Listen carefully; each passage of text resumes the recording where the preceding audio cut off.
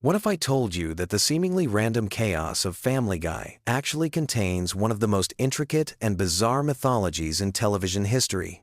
Tonight, we're diving deep into the strange, wonderful, and oddly comforting world of Family Griffin lore that will transport you to Quahog and beyond.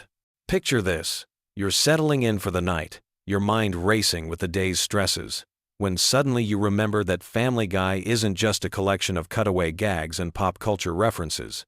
It's actually a surprisingly rich tapestry of interconnected stories, recurring characters, and hidden depths that have been building for over 2 decades.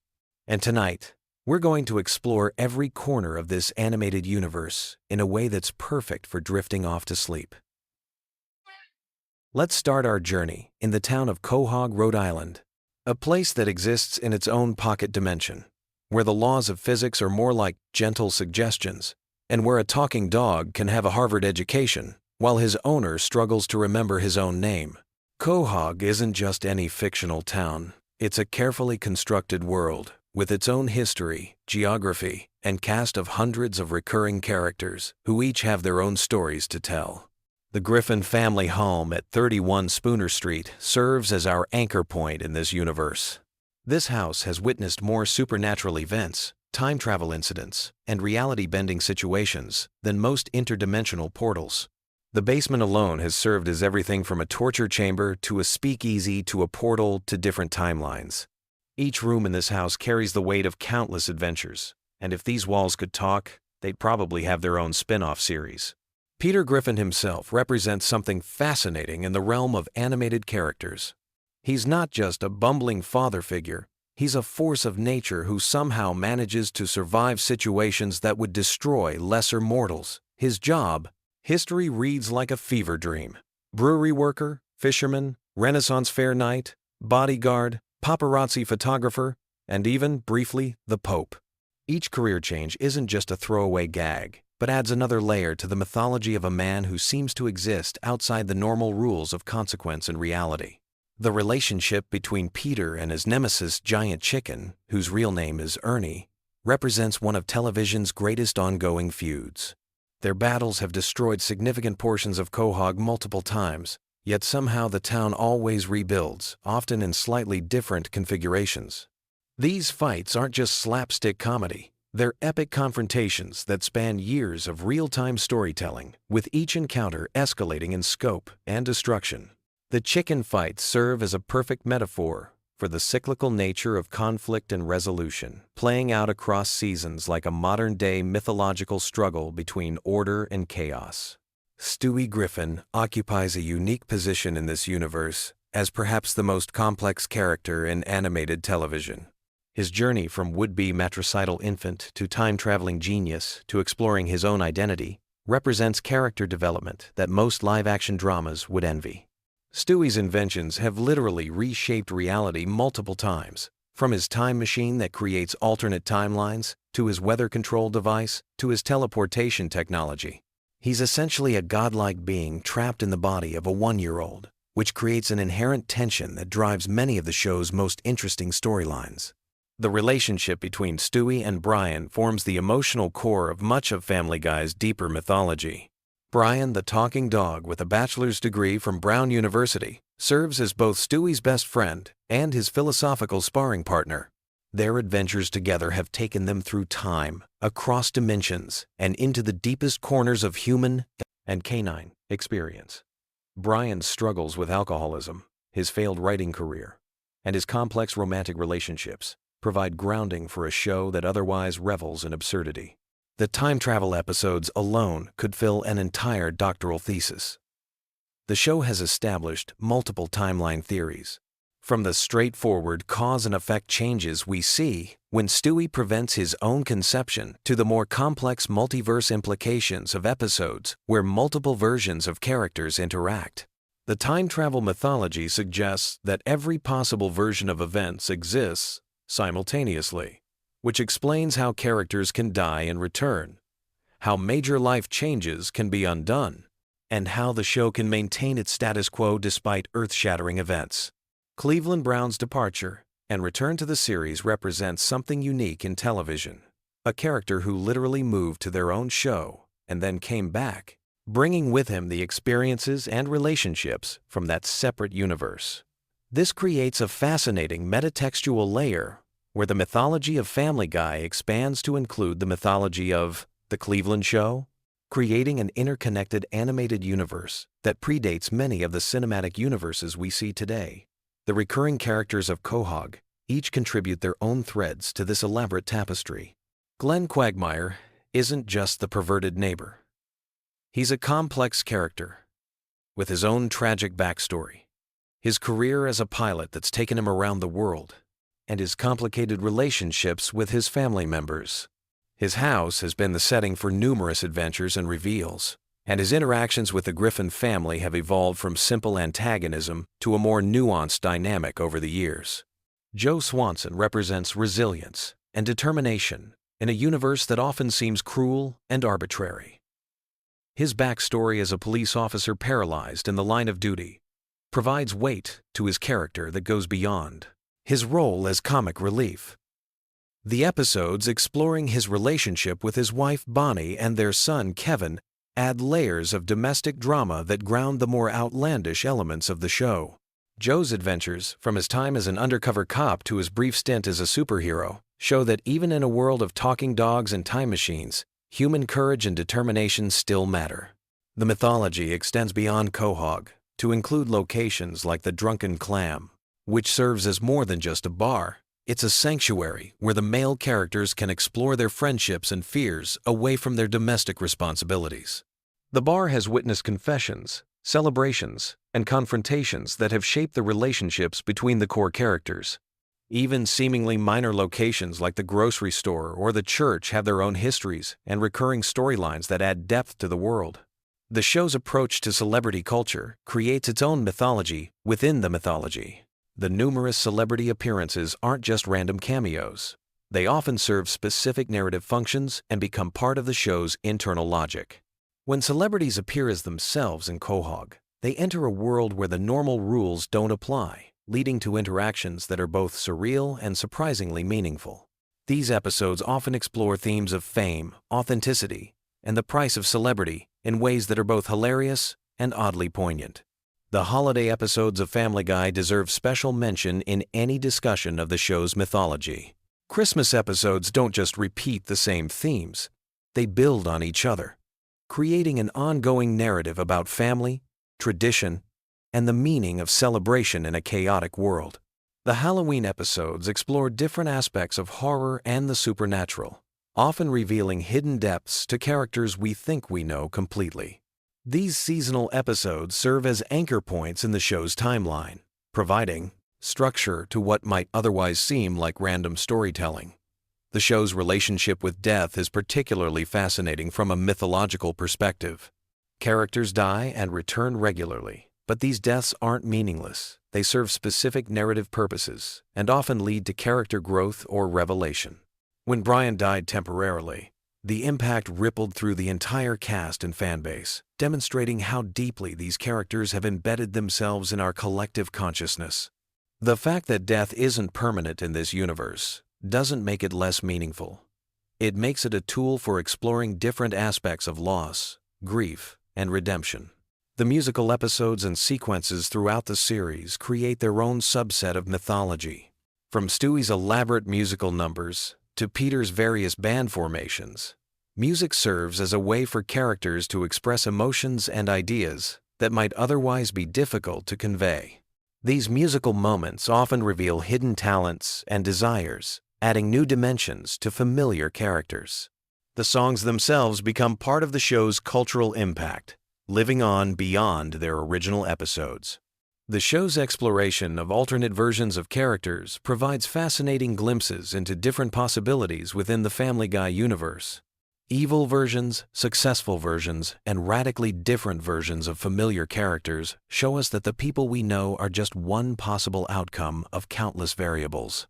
This multiverse approach allows the show to explore different aspects of personality and relationships while maintaining the core dynamics that make the show work. The animal characters beyond Brian add their own elements to the mythology. From Vinny, the dog who temporarily replaced Brian, to the various pets and creatures that have appeared throughout the series, each brings their own perspective on the human condition. These characters often serve as voices of reason or chaos, depending on what the story requires, and their interactions with the main cast reveal different aspects of the characters' personalities. The show's approach to education and intelligence creates interesting contradictions that add depth to the mythology. While Peter is often portrayed as unintelligent, he occasionally displays surprising knowledge or skills that suggest hidden depths. Lois's background in music and her various adventures show that she's much more than just a patient wife and mother. These moments of unexpected competence or knowledge add layers to characters that might otherwise seem one-dimensional. The recurring gags and references throughout the series create their own mythology of inside jokes and shared experiences. The chicken fights, the various ways characters fall and hurt their knees, and the countless cutaway gags all contribute to a shared language that longtime viewers understand implicitly. These elements create a sense of community among fans and add richness to the viewing experience that rewards attention and memory. The show's treatment of technology and progress reflects our own changing relationship with innovation and change. From Stewie's advanced inventions to the family's struggles with new gadgets and social media, Family Guy chronicles our collective journey through the digital age. The technology in the show often serves as a catalyst for character development or plot advancement, showing how tools and toys can reveal hidden aspects of personality and relationships. As we reach the end of our journey through Family Guy's hidden mythology, it becomes clear that this seemingly simple cartoon has created something much more complex and enduring than its surface-level humor might suggest. The world of Quahog and its inhabitants represents a unique achievement in animated storytelling. A universe where anything can happen, but where the core relationships and emotions remain recognizably human. The comfort we find in Family Guy's chaos comes from its consistency within inconsistency. While the plots may be unpredictable and the situations absurd, the characters remain true to their essential natures, creating a reliable foundation beneath all the mayhem. This balance between surprise and familiarity makes it perfect viewing for those moments when we need something engaging enough to occupy our minds, but comfortable enough to help us relax. Tonight, as you drift off to sleep, let your mind wander through the streets of Quahog, where talking dogs debate philosophy, babies build time machines, and ordinary families navigate extraordinary circumstances with humor and heart. In this world where anything is possible, perhaps the most magical thing of all is that love and friendship somehow manage to survive and thrive despite all the chaos surrounding them. Sweet dreams. And remember, in the world of Family Guy, tomorrow always brings new adventures, new laughs, and new reasons to appreciate the beautifully bizarre journey of life itself. Have you ever fallen asleep to the chaotic sounds of Peter Griffin crashing through a wall or Stewie plotting world domination? Tonight we're diving deep into the bizarre, twisted, and surprisingly intricate world of Family Guy lore that's somehow become the perfect background noise for millions of viewers worldwide. From the hidden connections between episodes that span decades to the dark secrets lurking beneath Quahog's surface, this is your ultimate guide to the Family Guy universe that will either help you drift off to dreamland or keep you wide awake, questioning everything you thought you knew about America's most dysfunctional animated family. Family Guy has been on our screens for over 2 decades now, and what started as a simple animated sitcom has evolved into something far more complex and layered than most people realize. Tonight we're going to explore the deep lore, the recurring mysteries, the character backstories that only dedicated fans know about, and all the subtle details that make this show a fascinating rabbit hole to fall down as you're trying to fall asleep. Let's start with the Griffin family themselves, because there's so much more to these characters than meets the eye. Peter Griffin isn't just a bumbling father figure. His backstory reveals a man shaped by abandonment, neglect, and a desperate need for acceptance that manifests in increasingly destructive ways.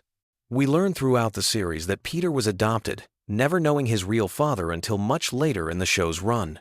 This abandonment issue explains so much about his behavior, his need to be the center of attention, and his often childlike approach to solving problems. But here's where it gets interesting for our sleepy exploration. Peter's job history reads like a fever dream. He's worked at a toy factory, been a fisherman, worked at a brewery, become a bodyguard, tried his hand at being a country music star, worked as a private investigator, and somehow ended up back at the brewery multiple times. Each job change represents a different phase of the show's evolution, and if you're watching chronologically as you fall asleep, you can actually track the show's tonal shifts through Peter's career moves. Lois Griffin presents an even more fascinating character study for our nighttime viewing. She comes from the wealthy Pewterschmidt family, which immediately sets up this class conflict that runs throughout the entire series. Her father, Carter Pewterschmidt, represents old money, conservative values, and everything that Peter both despises and desperately wants to be accepted by.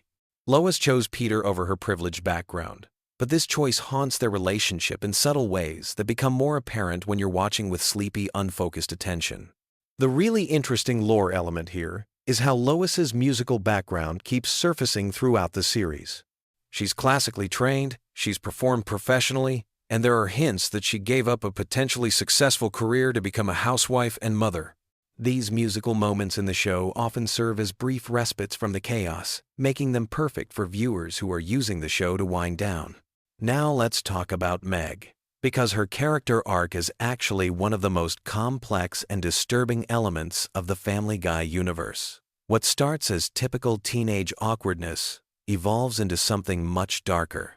The family's treatment of Meg goes beyond normal sibling rivalry or parental frustration. It becomes a systematic emotional abuse that the show initially played for laughs, but gradually reveals as genuinely harmful.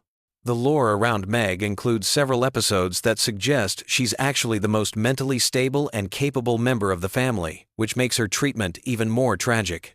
She's shown to be intelligent, talented, and capable of genuine empathy, qualities that the rest of the family either ignores or actively punishes. For viewers drifting off to sleep, Meg's storylines often provide a strange sort of comfort because they're usually quieter and more introspective than the main family chaos.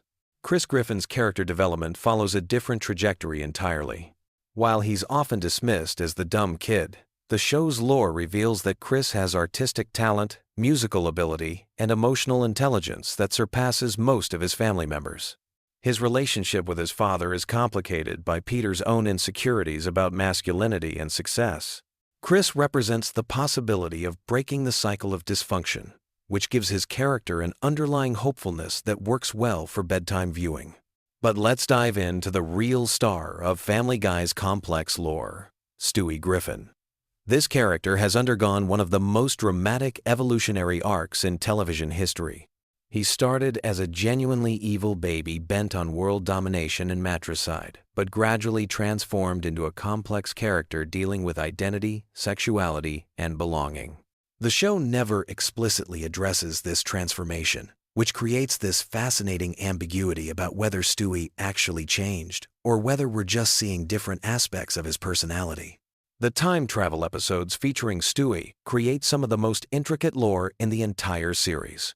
His future selves, his various timelines, and his technological capabilities suggest a level of intelligence and capability that extends far beyond what we see in regular episodes. These time travel storylines often involve quieter, more contemplative moments that are perfect for viewers who are trying to relax. Stewie's relationship with Brian creates another layer of lore that's perfect for our sleepy exploration. Their friendship transcends the typical pet-owner relationship and becomes something closer to intellectual partnership. They travel together, solve problems together, and engage in philosophical discussions that often serve as the show's more thoughtful moments. Their dynamic provides a consistent emotional anchor throughout the series' more chaotic elements. Speaking of Brian, his character lore is incredibly rich and often overlooked. He's not just a talking dog. He's a failed writer, a recovering alcoholic, a liberal intellectual, and someone struggling with depression and self-worth issues. His various romantic relationships throughout the series reveal someone desperately seeking validation and connection. His death and resurrection in later seasons created one of the most emotionally impactful storylines in the show's history, demonstrating how attached viewers had become to his character. The setting of Quahog itself deserves exploration in our lore deep dive. This fictional Rhode Island town has its own mythology, complete with local celebrities, recurring businesses, and a distinct culture. The Drunken Clam serves as a central gathering place where much of the show's male bonding and philosophical discussions occur. Mort Goldman's pharmacy, the local news station, and various other businesses create a sense of continuity and community that grounds the more absurd elements of the show. Cleveland's departure and return to the series creates interesting lore implications. His time in Virginia with his own spin-off show exists in the same universe, and references to his experiences there occasionally surface in Family Guy episodes. This interconnected universe concept adds depth for viewers who are familiar with both shows. Quagmire's character provides some of the darkest lore in the entire series. While often played for laughs, his behavior patterns suggest serious psychological issues and criminal tendencies.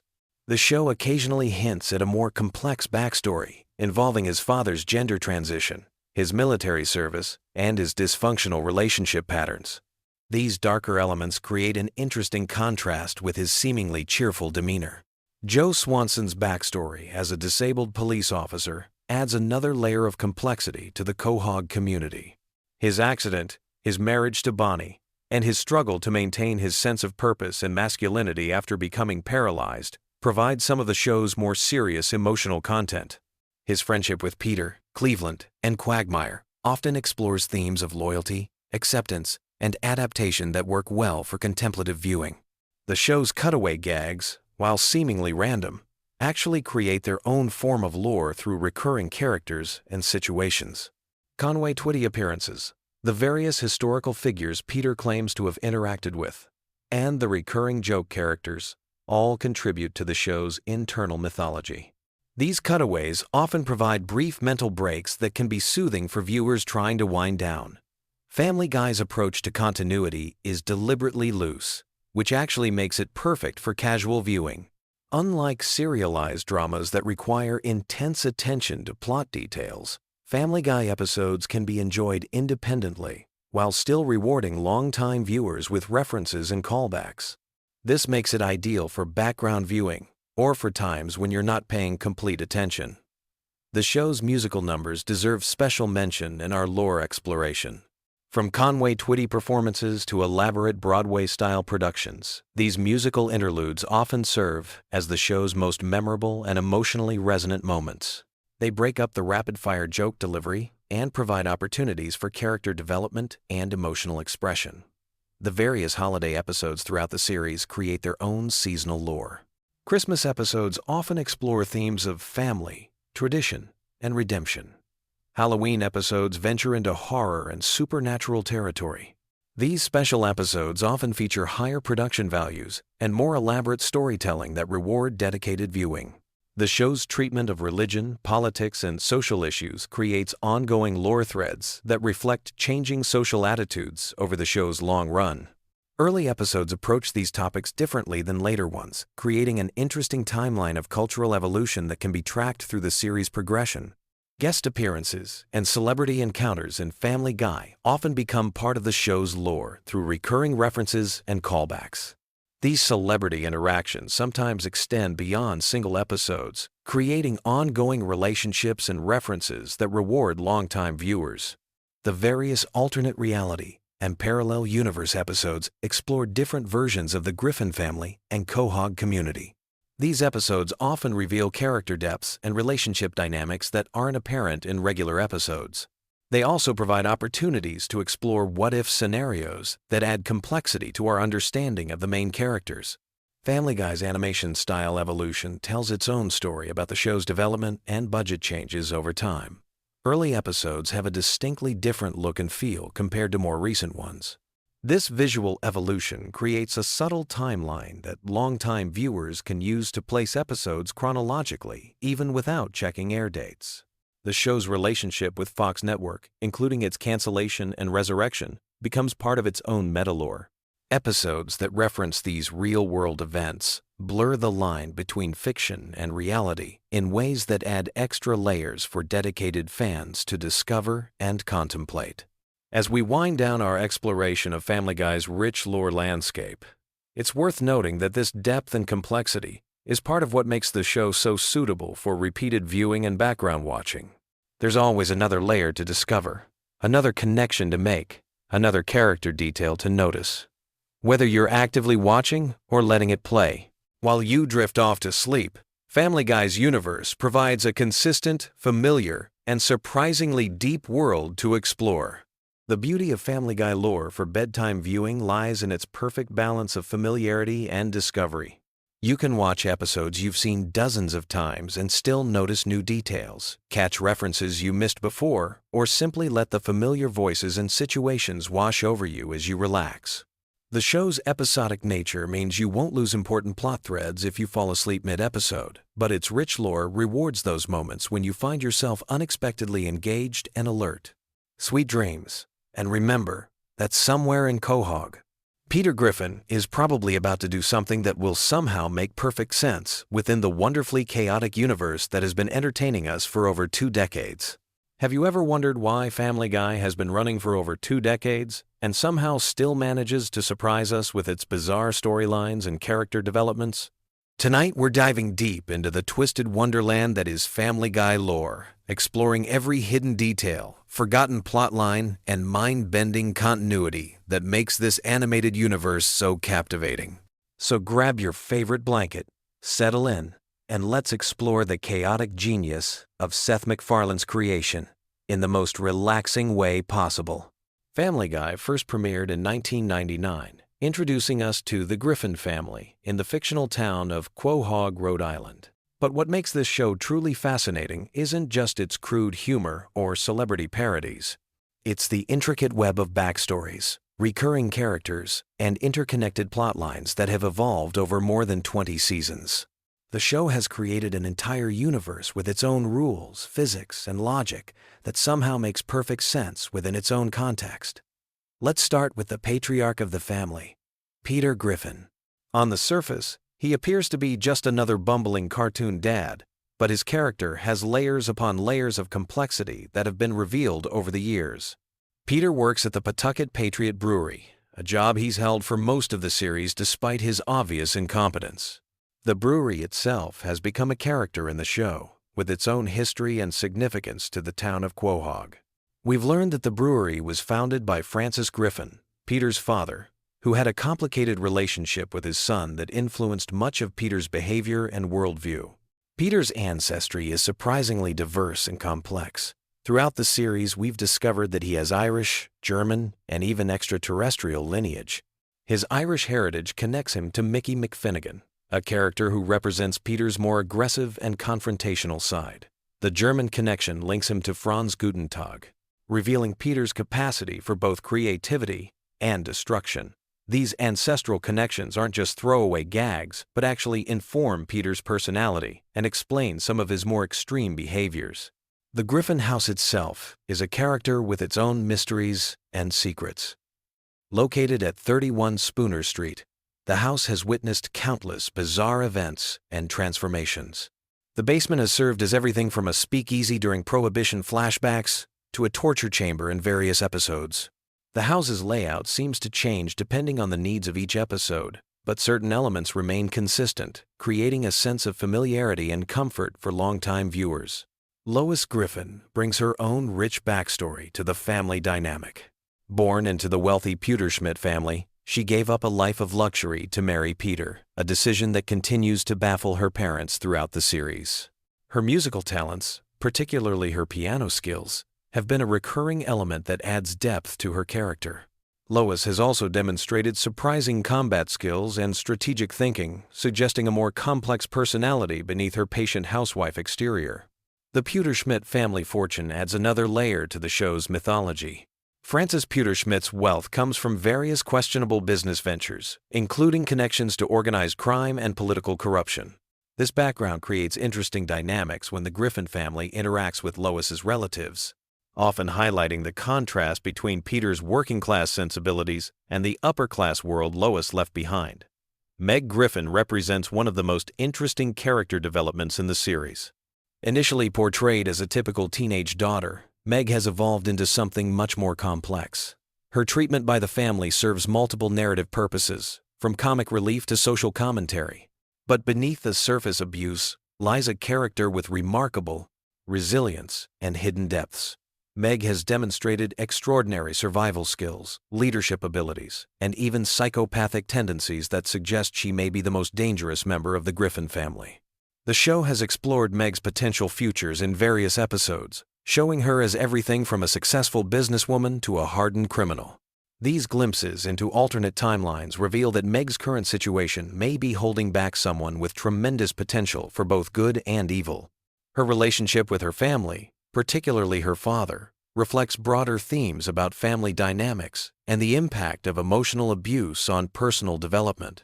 Chris Griffin embodies the innocent chaos that runs through the Griffin family DNA. His artistic talents and creative imagination often serve as windows into the show's more surreal elements. Chris's drawings and stories frequently predict or parallel the main plot lines, suggesting he may have some form of prescient abilities. His relationship with his imaginary friend and various supernatural encounters hint at a deeper connection to the mystical elements that occasionally surface in the show. The youngest Griffin, Stewie, presents perhaps the most complex character in the entire series. His intelligence fluctuates dramatically depending on the needs of each episode, but his core personality remains consistently fascinating. Stewie's relationship with time travel has become central to the show's mythology, allowing for exploration of alternate timelines and potential futures. His scientific genius enables him to create impossible inventions that somehow function within the show's universe.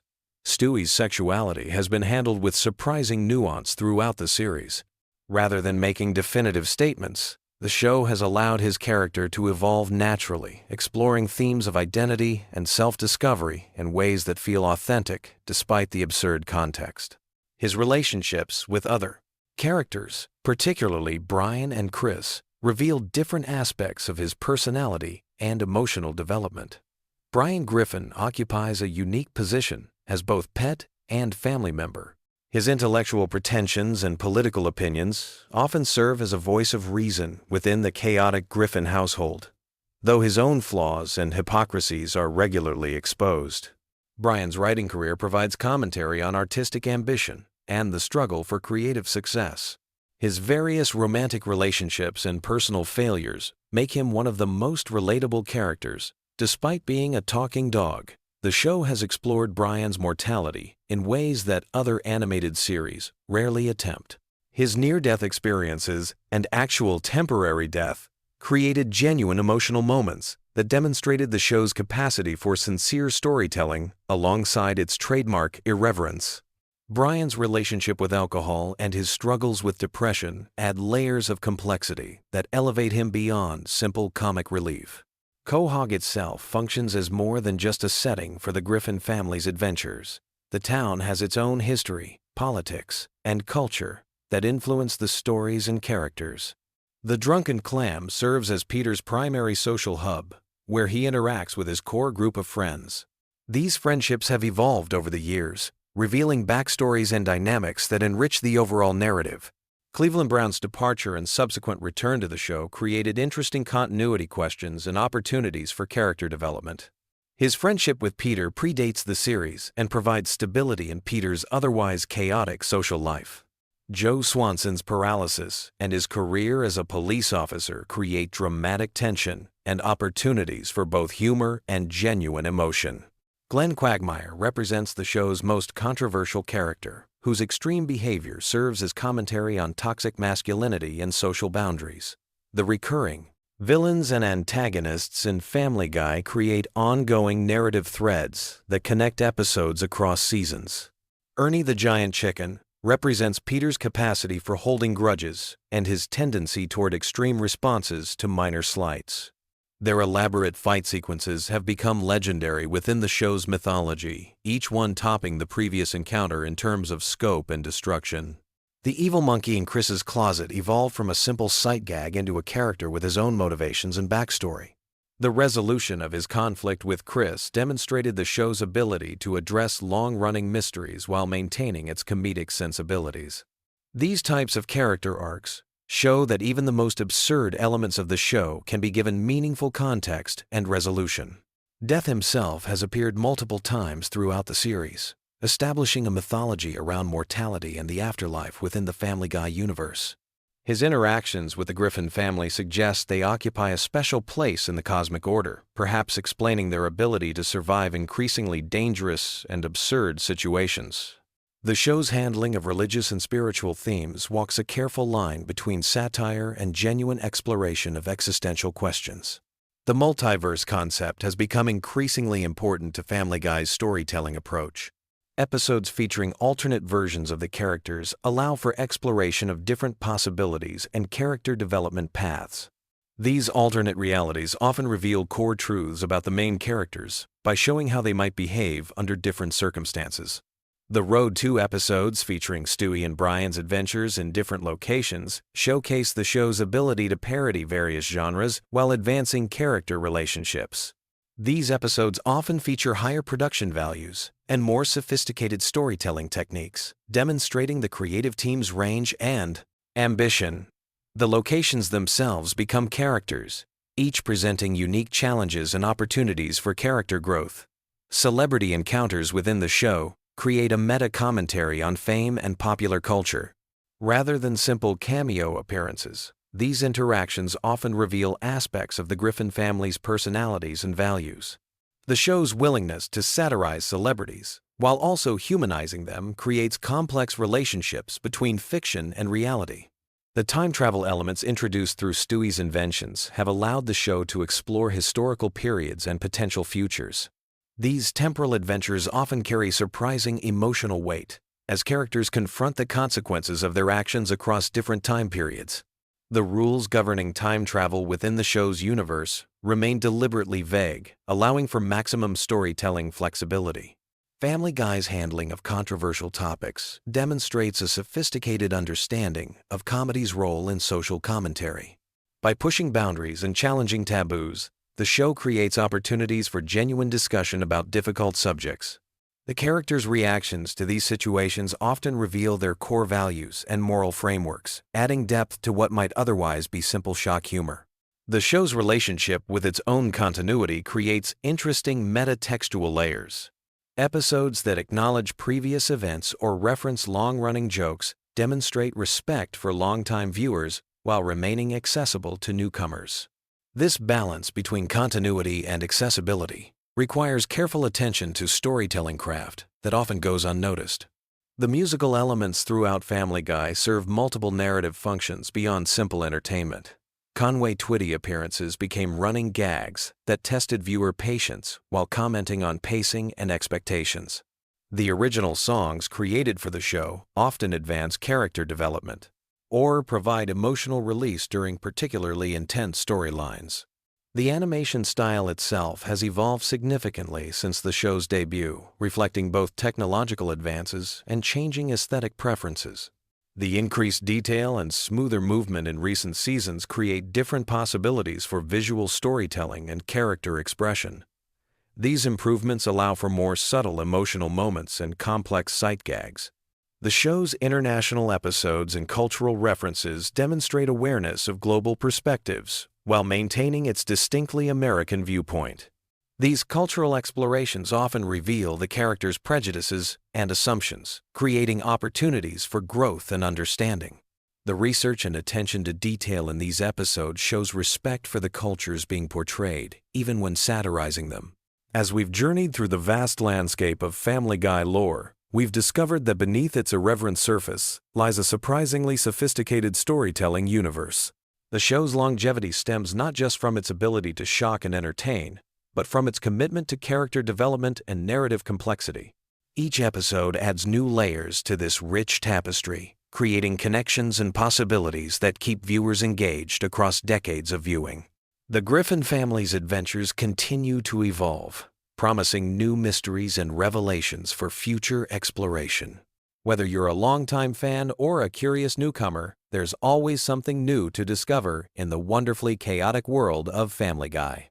Sweet dreams, and remember that in Quahog, anything is possible. You know that feeling when you're lying in bed scrolling through endless videos trying to find something that'll help you drift off to sleep?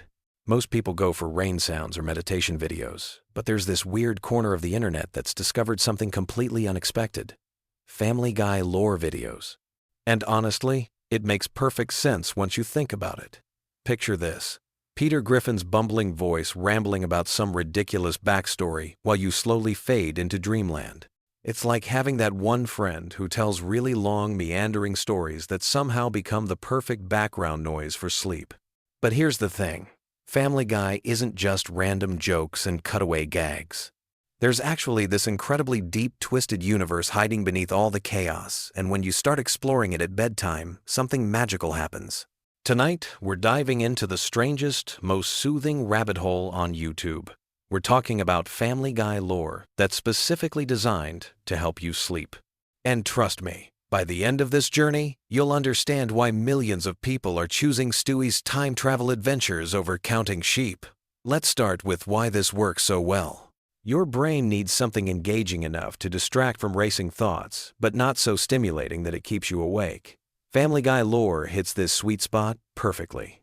The familiar voices create a sense of comfort, like having old friends nearby. The storylines are complex enough to occupy your mind, but delivered in that laid-back, conversational tone that naturally slows your heart rate. The beauty of Family Guy as sleep content lies in its structure. Unlike other shows that build tension toward climactic moments, Family Guy operates on this weird, episodic flow where nothing is too serious or urgent. Even when Peter is destroying the town or Stewie is plotting world domination, there's this underlying absurdity that signals to your brain that everything is okay. It's chaos, but comfortable chaos. One of the most popular sleep topics is Stewie's time travel timeline. Now, if you've watched the show casually, you might think Stewie's time adventures are just random episodes. But when you dig deeper, there's this incredibly complex web of cause and effect that spans decades. Stewie has literally shaped the Griffin family history in ways most viewers never realize. Think about it. In one timeline, Stewie prevents his own birth, which creates this paradox where he exists but shouldn't. In another, he saves his father's life, completely altering the family dynamic. These aren't just throwaway episodes. They're building blocks of an intricate multiverse where every action ripples through time. And when someone narrates this in a gentle, sleepy voice while you're tucked in bed, it becomes this dreamy exploration of cause and effect that naturally leads your mind into sleep. The time travel lore gets even more interesting when you consider Stewie's relationship with Brian. Their adventures through different eras reveal hidden layers of both characters. Brian isn't just the family dog who talks. He's this tortured intellectual who's lived through multiple timelines, sometimes remembering previous versions of events, sometimes completely oblivious. The complexity of their friendship across different realities becomes this beautiful, melancholy meditation on friendship and loyalty. What makes this perfect for sleep is how these time travel stories often end with everything returning to normal, or at least a version of normal. There's no real stakes because the show's format demands that the status quo be maintained.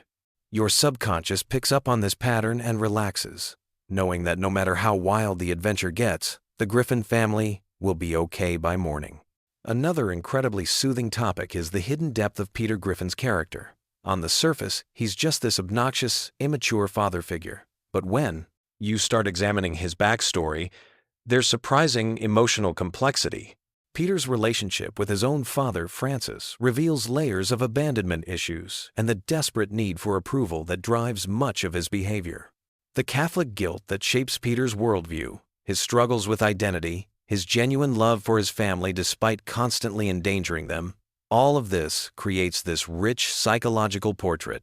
When narrated as bedtime content, Peter's flaws become almost endearing. He's not a bad person, he's just deeply human in the most ridiculous possible way. The show has quietly built this mythology around Peter's various jobs and failures. From working at the brewery to his brief stint as a country music star, each career represents a different aspect of the American dream gone wrong. But instead of being depressing, it's oddly comforting. Peter always bounces back, always finds something new to be enthusiastic about. His resilience becomes this gentle reminder that failure isn't permanent, that there's always another chance to mess things up in new and interesting ways. Lois Griffin's background provides another rich vein of sleep-friendly lore. Her wealthy upbringing, her musical talents, her complicated relationship with her parents. All of this creates this fascinating contrast with her current life. She chose chaos over comfort, love over luxury. When explored in that drowsy, contemplative tone that characterizes good sleep content, Lois becomes this complex figure who represents the compromises we all make for love. The show has revealed that Lois has this incredibly patient, almost saint-like quality that allows her to tolerate Peter's behavior. But occasionally, we see cracks in this facade, moments where her true feelings break through. These glimpses of Lois's inner life become fascinating character studies when presented as gentle bedtime analysis. Meg Griffin represents something even more interesting in the show's mythology. She's the perpetual outsider, the family member who never quite fits in. But when you examine her character closely, she's often the most sensible person in the room. Her isolation isn't really about her being unlikable. It's about her being different, more grounded than the rest of her chaotic family. The psychological dynamics of how the Griffin family treats Meg reveal uncomfortable truths about family structures and social hierarchies. But when explored as sleep content, these observations become philosophical musings rather than harsh critiques. Meg's resilience in the face of constant rejection becomes almost inspiring, a quiet testament to the strength of people who don't fit conventional molds. Chris Griffin's journey through adolescence provides another layer of gentle complexity. His artistic talents, his kind heart, his struggles with self-image, all of this unfolds against the backdrop of typical teenage challenges, amplified by his family's dysfunction. Chris represents hope in the Griffin universe, the possibility that the next generation might break free from destructive patterns. The show has developed this subtle running theme about Chris's potential. He's genuinely talented, genuinely caring, but constantly undermined by his environment. When narrated as bedtime content, Chris's story becomes this quiet meditation on nurture versus nature, on how children can maintain their essential goodness despite chaotic circumstances. Brian Griffin deserves special attention because he's arguably the most complex character in the entire series. He's an intellectual trapped in a dog's body, an artist struggling with mediocrity, a liberal idealist living in a conservative household. His pretensions and failures make him simultaneously the most relatable and most frustrating character. Brian's writing career, his romantic relationships, his drinking problem, his philosophical debates with Stewie, all of this creates this rich tapestry of middle-aged disappointment wrapped in surreal comedy. When presented as sleep content, Brian's struggles become universal human experiences filtered through the lens of absurdity. The relationship between Brian and Stewie forms the emotional core of many episodes, and their dynamic has evolved significantly over the show's long run. Early episodes portrayed them as adversaries, but they've developed into this unusual friendship between two intellectuals who understand each other's isolation within the Griffin household. Their conversations, whether they're traveling through time or just sitting in the living room, often touch on profound themes of mortality, purpose, and connection.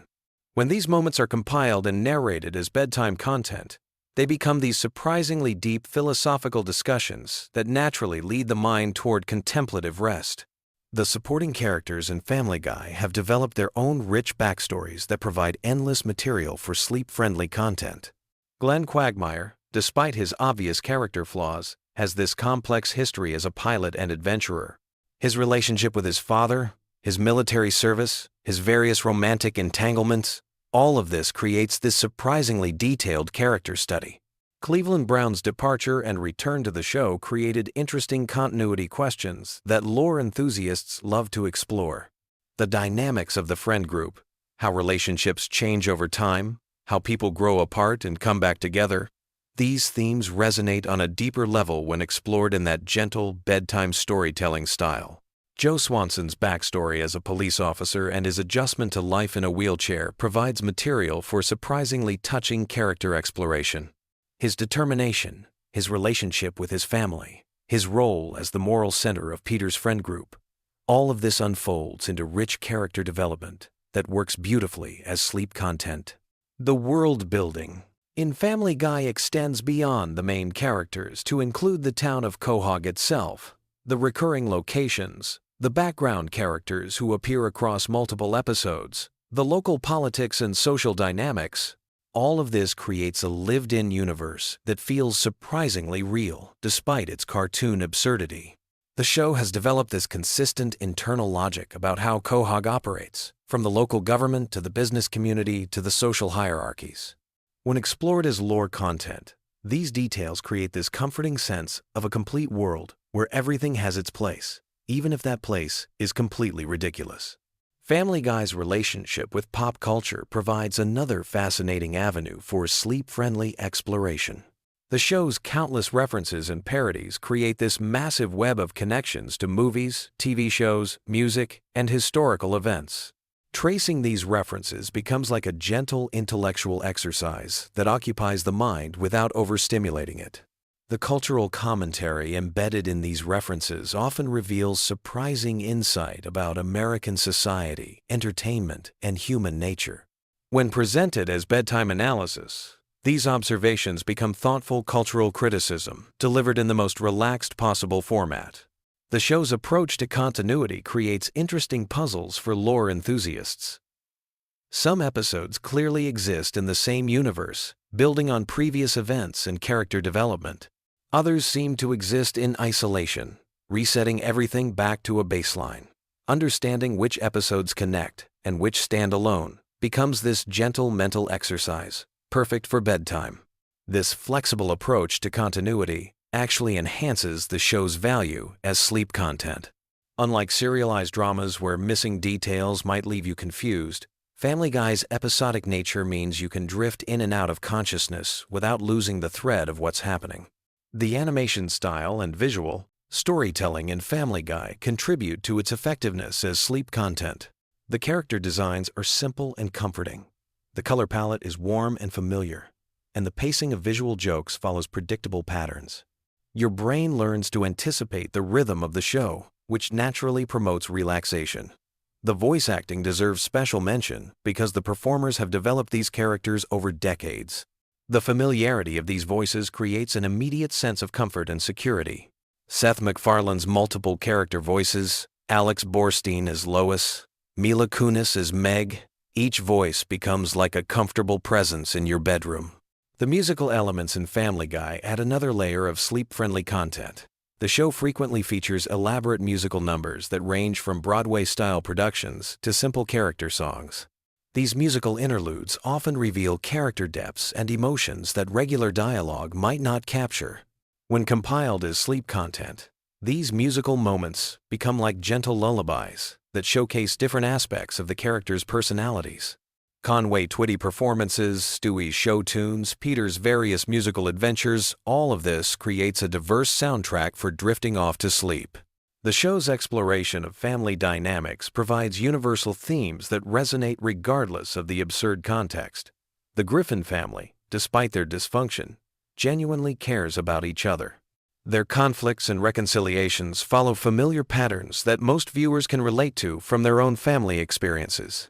When examined as bedtime content, these family relationships become comforting reminders of the complexity and resilience of human connections.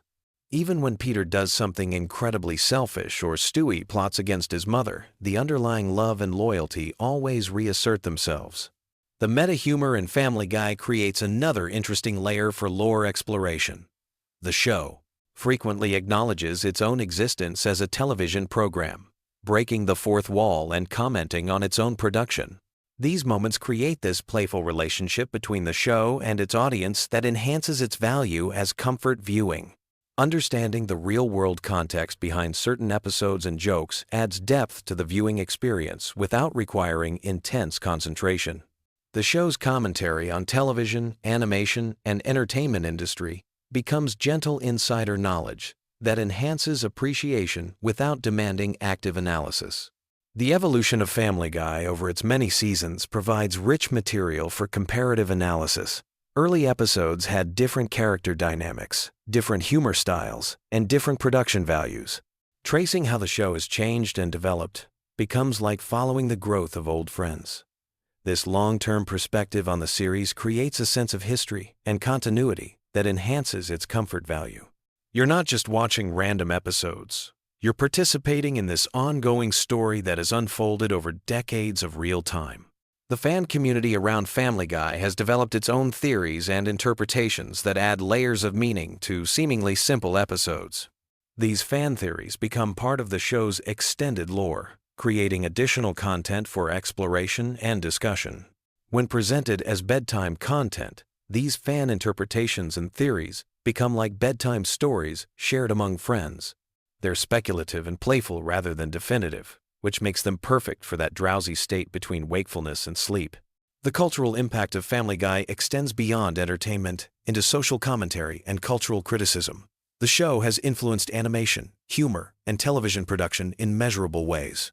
Understanding this broader impact adds depth to individual episodes without requiring intense focus. This cultural context becomes another gentle layer of analysis that enhances the viewing experience. You're not just watching cartoons, you're experiencing a significant piece of contemporary American culture that has shaped entertainment and comedy.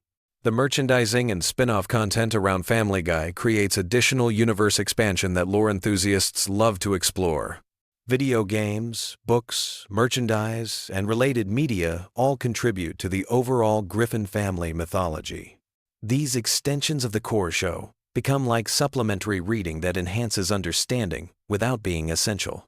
They're bonus content that rewards dedicated fans while remaining accessible to casual viewers.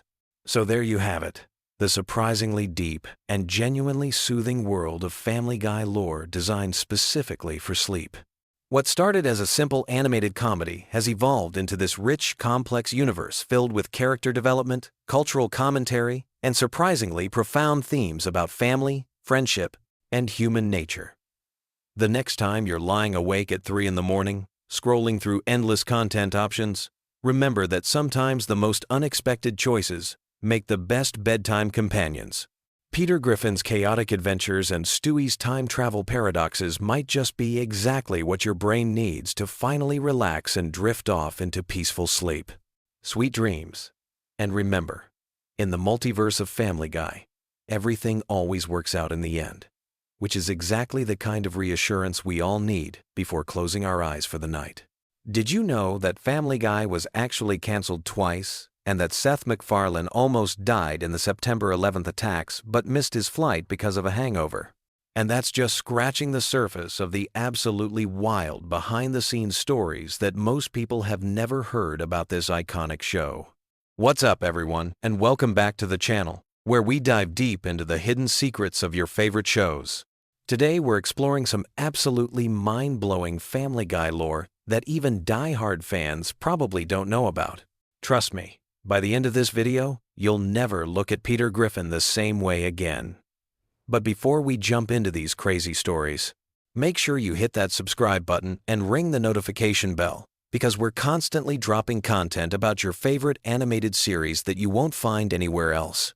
And if you're a true Family Guy fan, drop a chicken fight emoji in the comments right now. Let's start with something that literally changed the course of television history. Seth MacFarlane was supposed to be on American Airlines Flight 11 on September 11, 2001, the same flight that crashed into the North Tower of the World Trade Center. The only reason he wasn't on that plane was because he had been out drinking the night before and overslept, missing his flight by just 15 minutes. MacFarlane has talked about this in interviews, describing how his travel agent called him frantically when she realized what had happened. Can you imagine how different the world of animation would be today if he had made that flight? No Family Guy revival, no American Dad, no The Orville. It's one of those sliding doors moments that completely altered entertainment history. Speaking of near-death experiences, did you know that Family Guy has been canceled not once, but twice? The show originally ran from 1999 to 2002 before Fox pulled the plug due to declining ratings. But here's where it gets interesting. The show found new life through DVD sales and reruns on Cartoon Network's Adult Swim block. The DVD sales were absolutely unprecedented for an animated series at the time. We're talking about millions of copies sold, which was unheard of for a canceled TV show.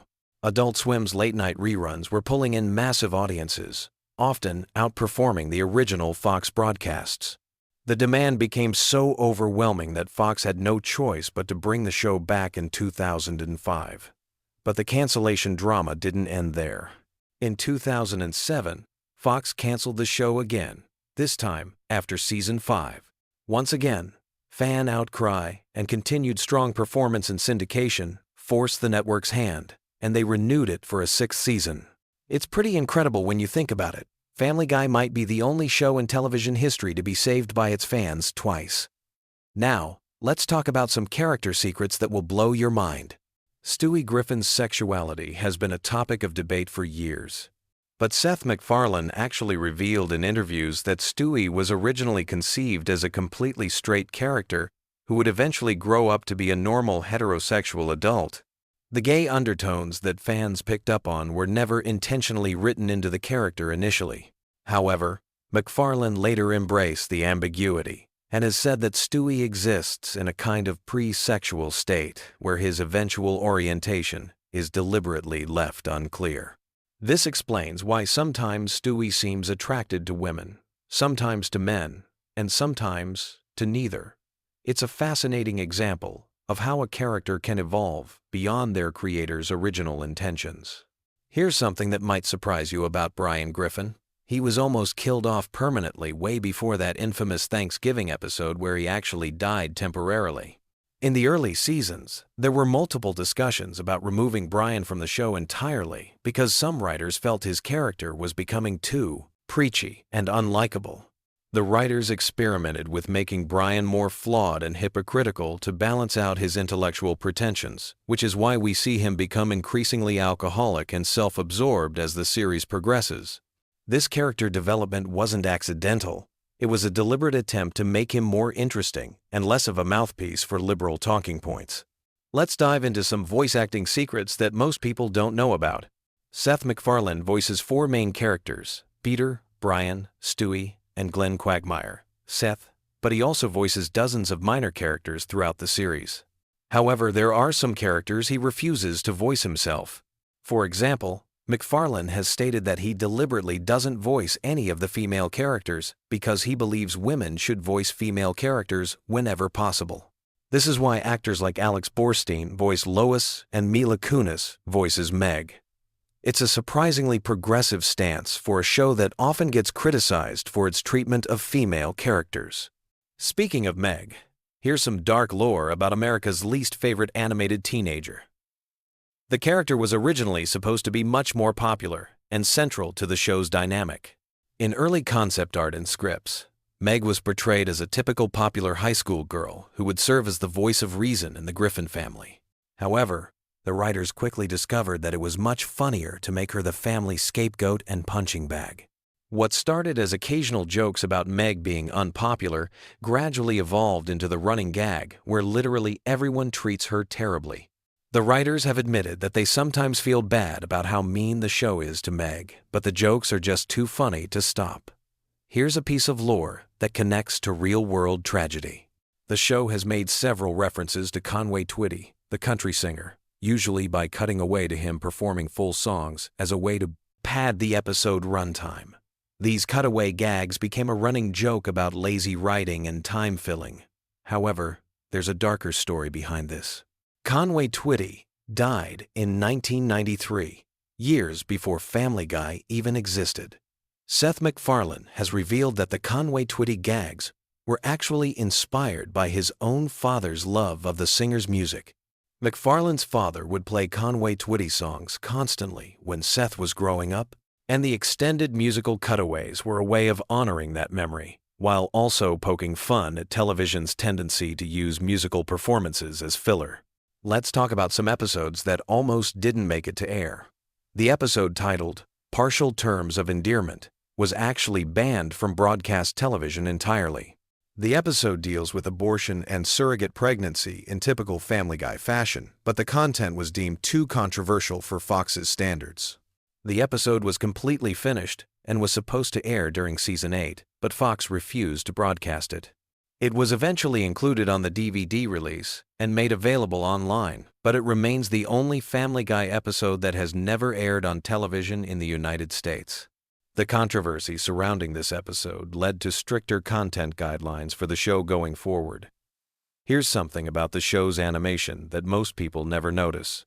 In the early seasons, the animation style was much more crude and simple, partly due to budget constraints, but also because of the technology available at the time.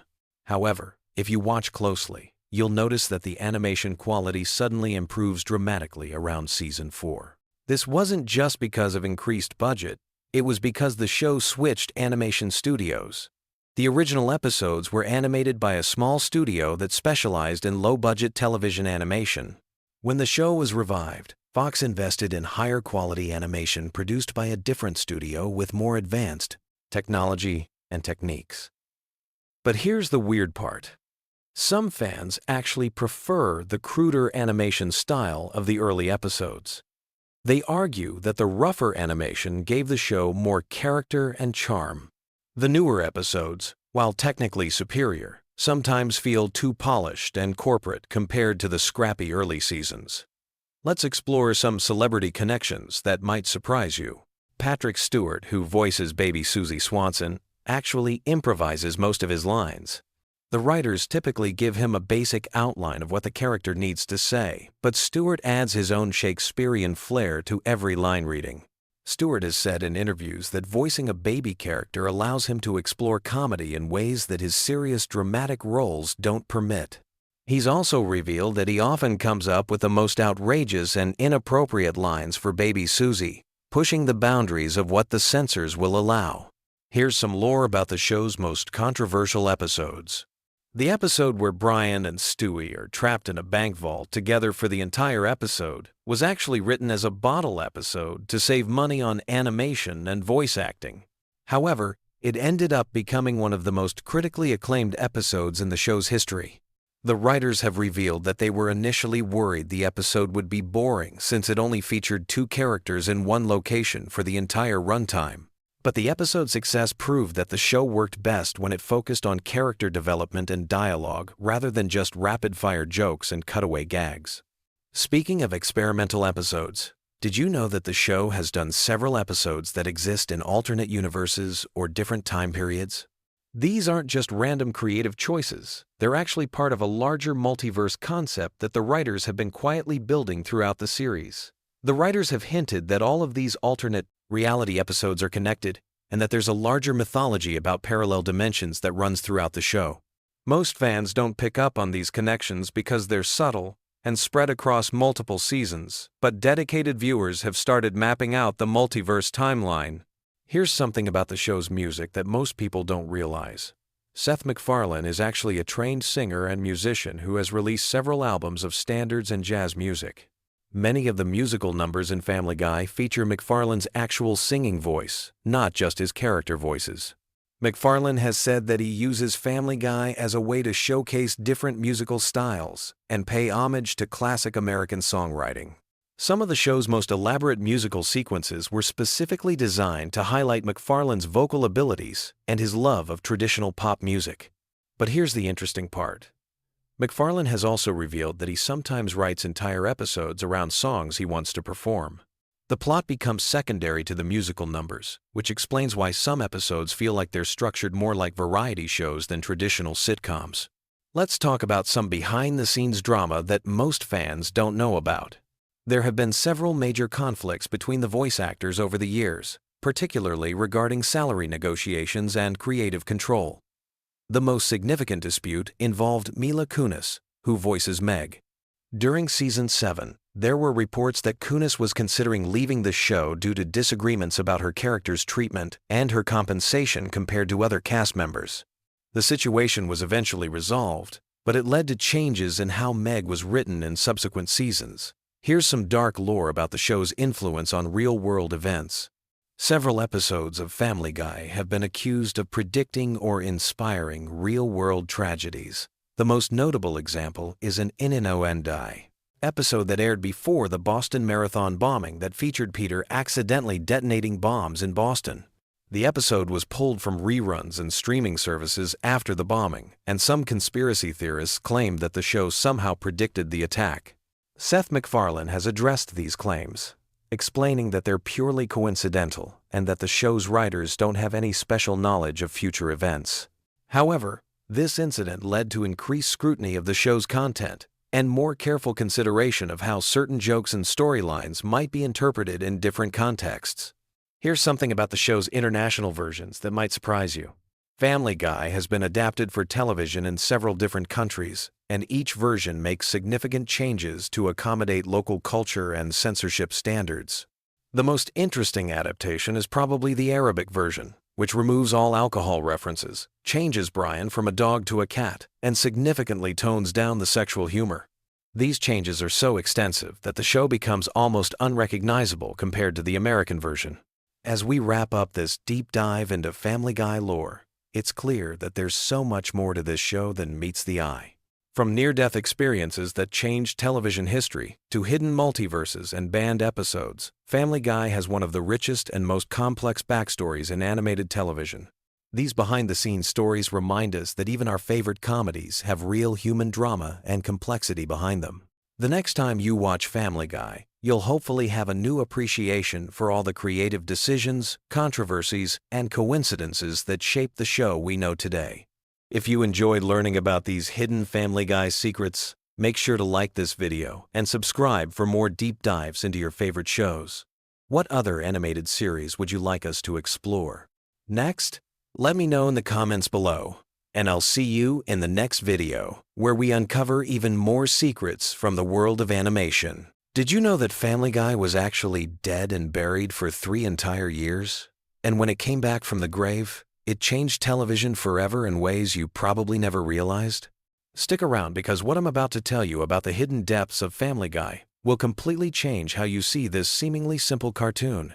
Most people think Family Guy is just random jokes and cutaway gags, but there's a secret layer of storytelling, hidden references, and behind-the-scenes drama that would make your head spin. From secret government conspiracies to real-world tragedies that shaped entire episodes, this show has more dark secrets than you might imagine. Let's start with something that sounds like a conspiracy theory but is absolutely true. Family Guy predicted major world events with scary accuracy. And I'm not talking about lucky guesses. We're talking about specific details that aired months or even years before they actually happened in real life. Remember the episode where Peter accidentally damages a bridge? That episode aired in 2005, showing a bridge collapse in remarkable detail. Less than 2 years later, the Minneapolis bridge collapse happened in almost identical circumstances. Coincidence? Maybe. But wait, there's more. The show also depicted airport security scenarios that became reality after major policy changes. Episodes showing specific security procedures aired before those exact procedures were implemented in real airports. Either Seth MacFarlane is a time traveler, or the writers were paying very close attention to patterns most people missed. But here's where it gets really weird. The show once depicted a very specific type of terrorist attack involving planes, and this aired before certain real-world events that I can't get too detailed about without this video getting demonetized. The point is, Family Guy wasn't just making random jokes about current events. They were somehow tapping into the collective unconscious of what was coming next. Now let's talk about the show's death and resurrection, because this story is wilder than any episode plot. Family Guy was canceled in 2002 after just 3 seasons. Fox executives thought it was done forever, but here's what they didn't expect. The DVD sales went absolutely insane. People were buying Family Guy DVDs like crazy, and more importantly, Adult Swim started running reruns that pulled in massive ratings. Fox realized they had made a huge mistake. The show wasn't just popular. It was building a cult following that was growing stronger every day it was off the air. When Family Guy came back in 2005, something had fundamentally changed.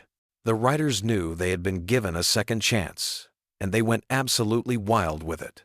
The humor got darker, the references got more obscure, and they started breaking the fourth wall in ways that no animated show had ever done before. But here's the part that most fans don't know. The cancellation and resurrection created a split personality within the show itself.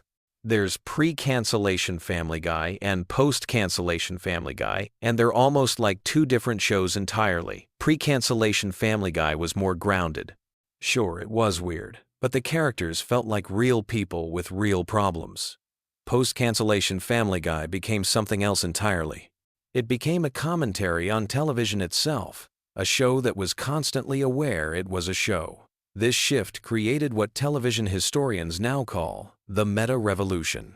Family Guy showed other animated shows that you could break every rule, reference your own existence, and make fun of the very network that pays you and still be successful. South Park, Rick and Morty, and countless other shows followed this blueprint.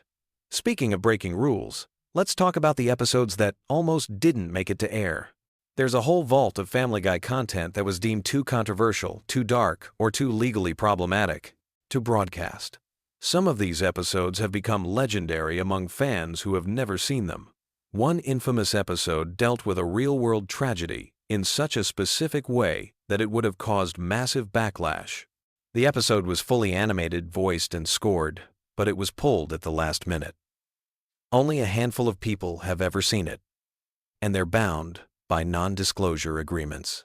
Another banned episode featured a storyline that involved real political figures in scenarios that would have caused international incidents. The legal department shut it down so hard that even mentioning specific details could result in lawsuits. But here's what's fascinating about these banned episodes. They show just how far Seth MacFarlane and his team were willing to push boundaries. They weren't just making a cartoon. They were conducting social experiments to see what society would tolerate. This brings us to one of the most interesting aspects of Family Guy lore: the show's relationship with censorship and standards. Every episode that makes it to air represents hundreds of battles fought behind the scenes between the writers and network executives. The writers developed an elaborate system for getting controversial content past the censors. They would intentionally include material they knew would be rejected, so that when they fought to keep the stuff they really wanted, it would seem reasonable by comparison. It's psychological warfare disguised as comedy writing. This strategy works so well that other shows started copying it. The Family Guy approach to dealing with censorship became the industry standard for pushing boundaries on television. Now let's dive into the character origins, because the backstories of these characters are way darker and more complex than you'd expect from a comedy show. Peter Griffin wasn't always the lovable idiot we know today. In early concept art and scripts, he was genuinely disturbing, almost psychopathic in his behavior. The writers had to gradually soften Peter's character because test audiences found him genuinely unlikable. But traces of that original darker Peter still show up in certain episodes, creating this weird cognitive dissonance where you're laughing at someone who, if you really think about it, should probably be in prison. Stewie's character evolution is even more interesting. He was originally conceived as a pure villain, a baby bent on world domination with no redeeming qualities. But as the show progressed, the writers started exploring what would make a baby want to destroy everything, and they discovered something profound about childhood trauma and family dynamics. The gradual softening of Stewie from villain to complex character represents one of the most sophisticated character development arcs in television comedy. But it happens so slowly that most viewers didn't even notice it was happening. Brian's character might be the most tragic of all. He represents the writer's own struggles with depression, alcoholism, and the feeling of being trapped in a life that doesn't match your dreams. Every time Brian has an existential crisis, it's the writers working through their own psychological issues on screen. This is why Brian's temporary death hit fans so hard.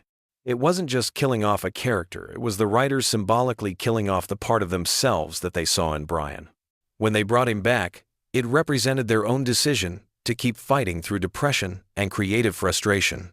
The show's relationship with its own success is another layer of complexity that most fans miss. Family Guy became so popular that it started influencing real-world culture, but this success created a feedback loop that began changing the show itself. References to Family Guy started showing up in other TV shows, movies, and even news broadcasts. Politicians started making Family Guy references in speeches. The show went from commenting on culture to actually shaping culture, and this shift is reflected in the later seasons. The writers became increasingly aware that they were creating cultural touchstones, and this awareness changed how they approached comedy. Jokes that might have been throwaway gags in early seasons became carefully crafted cultural commentary in later seasons. This evolution created what media scholars call the recursive effect, where a piece of media becomes so influential that it starts commenting on its own influence. Family Guy didn't just break the fourth wall, it demolished the entire theater. Let's talk about the real-world consequences of Family Guy's cultural impact. The show has been credited with changing how people communicate, particularly in how they use pop culture references in everyday conversation. Before Family Guy, pop culture references in conversation were usually recent and obvious. After Family Guy, people started making increasingly obscure references, creating entire conversations that were essentially elaborate chains of cultural callbacks. This changed how humor works in social situations. The show also influenced how other media uses cutaway gags and non sequiturs. Everything from commercials to political campaigns started using Family Guy-style random humor to grab attention and create memorable moments. But perhaps the most significant impact was on censorship standards across all media. Family Guy pushed boundaries so consistently and successfully that it expanded what was considered acceptable on television. Shows that came after could go places that wouldn't have been possible before Family Guy paved the way. The voice acting in Family Guy deserves its own deep dive because there are layers of performance art happening that most people completely miss. Seth MacFarlane doesn't just voice multiple characters. He creates distinct psychological profiles for each voice that reflect different aspects of his own personality. Peter represents 10. MacFarlane's id, his impulse-driven, consequence-ignoring side. Brian represents his superego, his intellectual, morally concerned side. Stewie represents his ego, his ambitious, attention-seeking side. The show is essentially one person having a conversation with different aspects of himself. This psychological complexity extends to the guest voices as well. When celebrities appear on Family Guy, they're not just doing celebrity cameos. They're being integrated into this complex psychological ecosystem that MacFarlane has created. The show's approach to celebrity culture is particularly sophisticated.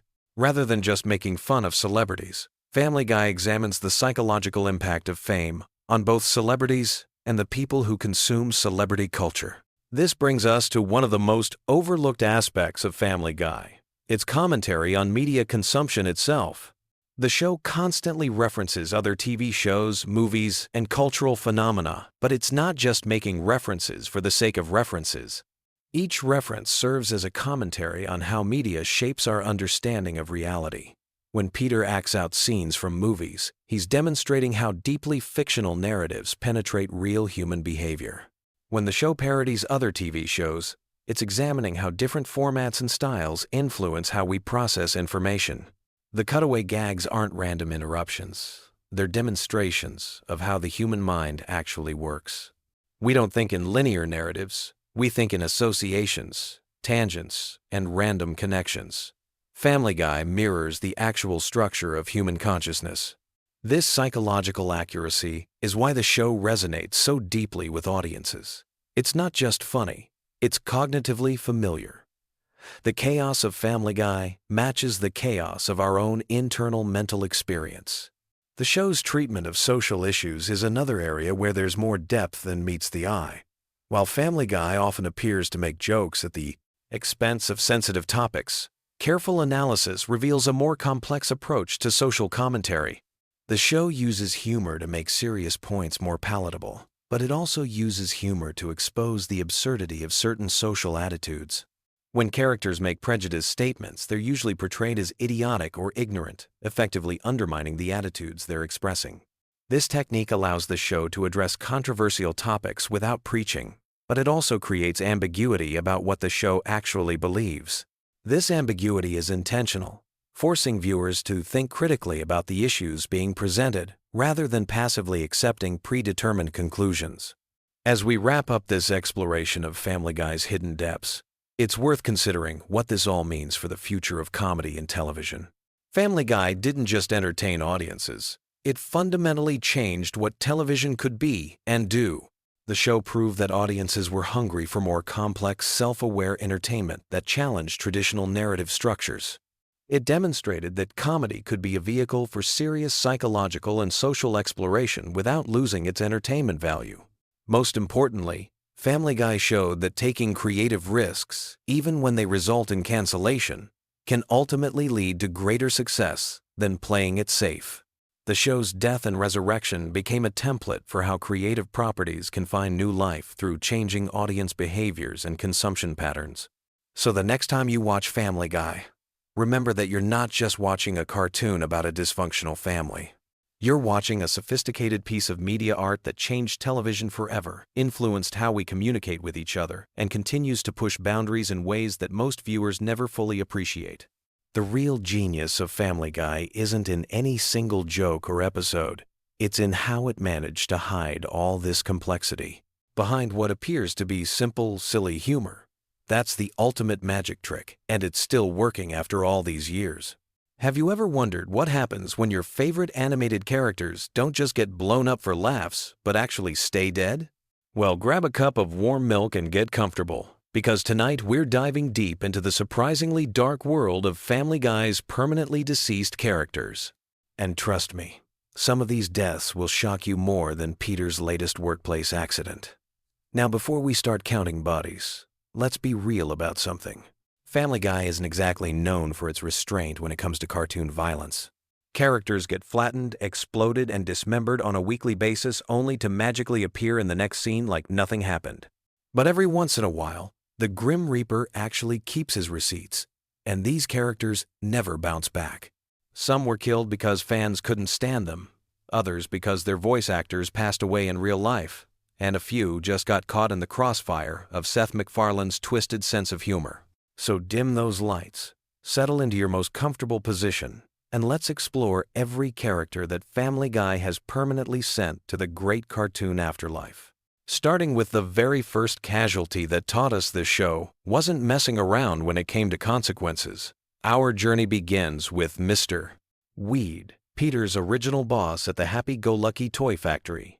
This man first graced our screens way back in the pilot episode, catching Peter dead drunk at his workstation because apparently showing up sober was too much to ask. Mr. Weed was everything you'd expect from a factory supervisor dealing with Peter Griffin as an employee. Stern, professional, and probably questioning every career choice that led him to that moment. What made Mr. Weed fascinating wasn't just his no-nonsense attitude, but the running joke about his suspiciously theatrical mannerisms. The show never explicitly confirmed anything about his personal life, but his fabulous gestures and dramatic flair became a subtle recurring gag. Despite Peter's constant screw-ups, Mr. Weed kept giving him second chances, firing and rehiring him like it was some kind of workplace hobby. The irony is that this unusual loyalty to Peter ultimately sealed his fate. In the episode where everything went wrong, Peter decided to invite his boss over for dinner to make a good impression. Surprisingly, the evening started perfectly. Mr. Weed was genuinely impressed by Peter's home, family, and even Brian's ability to speak.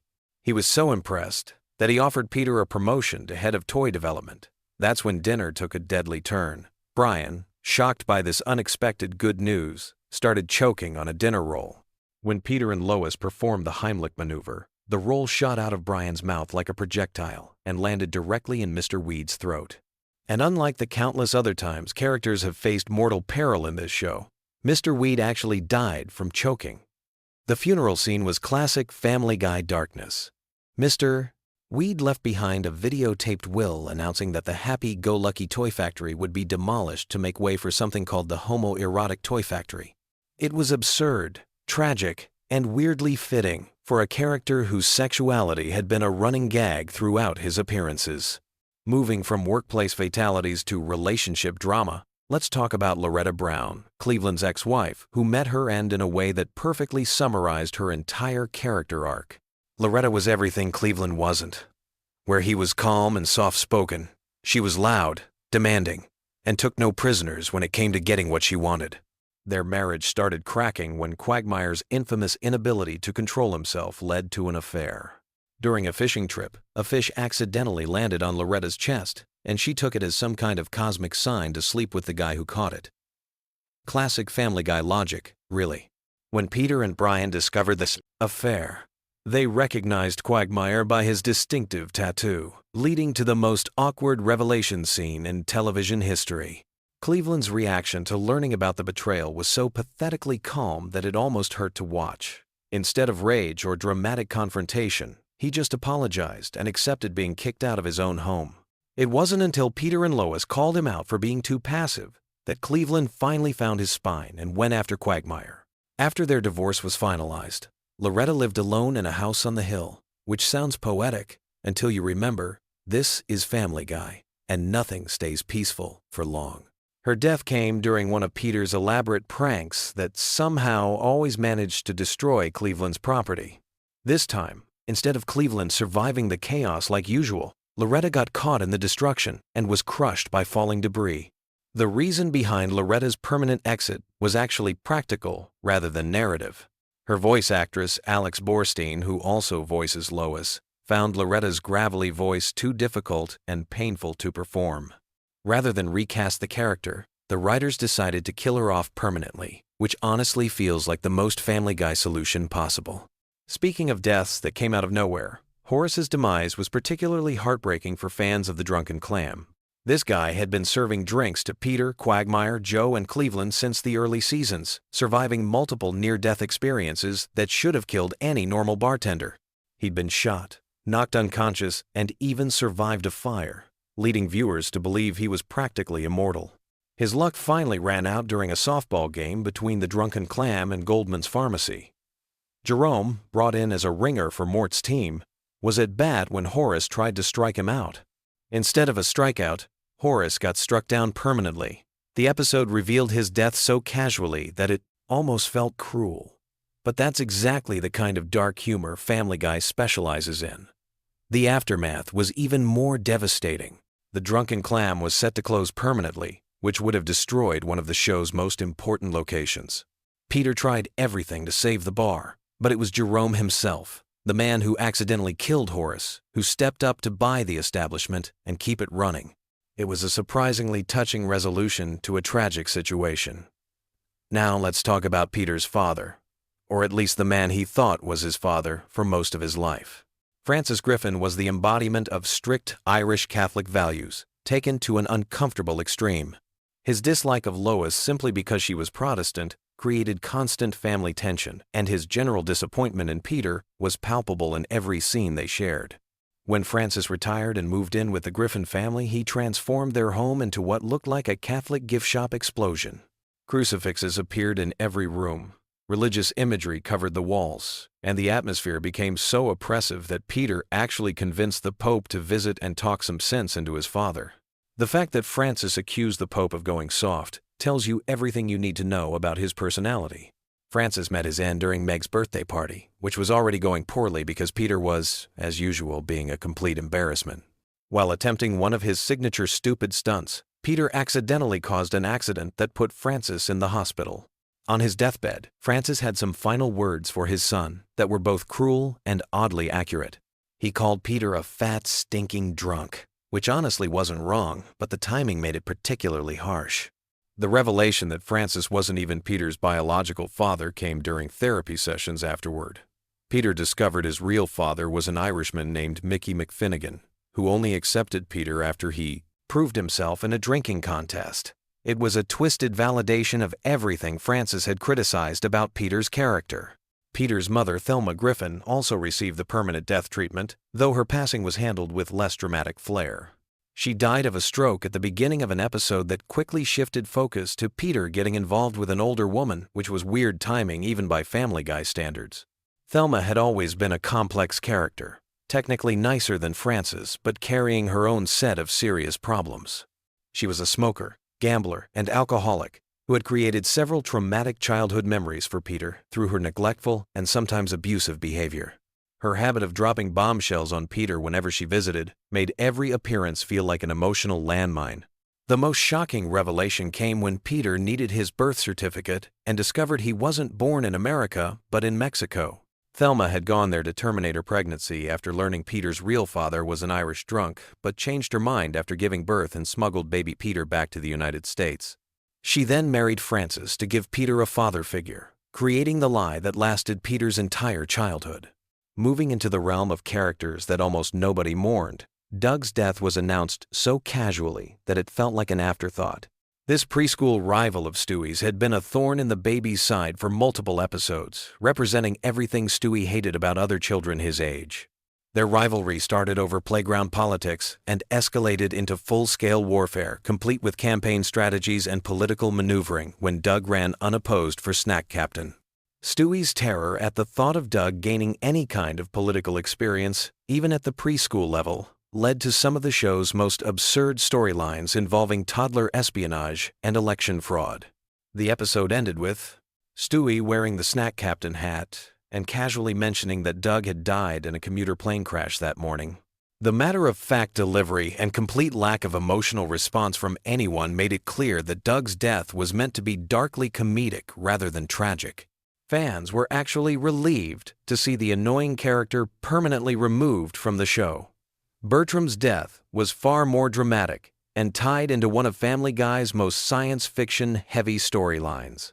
As Stewie's artificially conceived half-brother, Bertram represented a legitimate threat to Stewie's intellectual supremacy and served as his most formidable opponent throughout multiple episodes.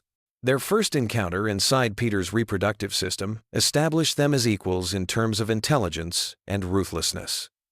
After forming a temporary alliance based on their mutual hatred of Lois, the two babies eventually turned on each other in a conflict that escalated beyond playground politics into actual warfare involving time travel and assassination attempts.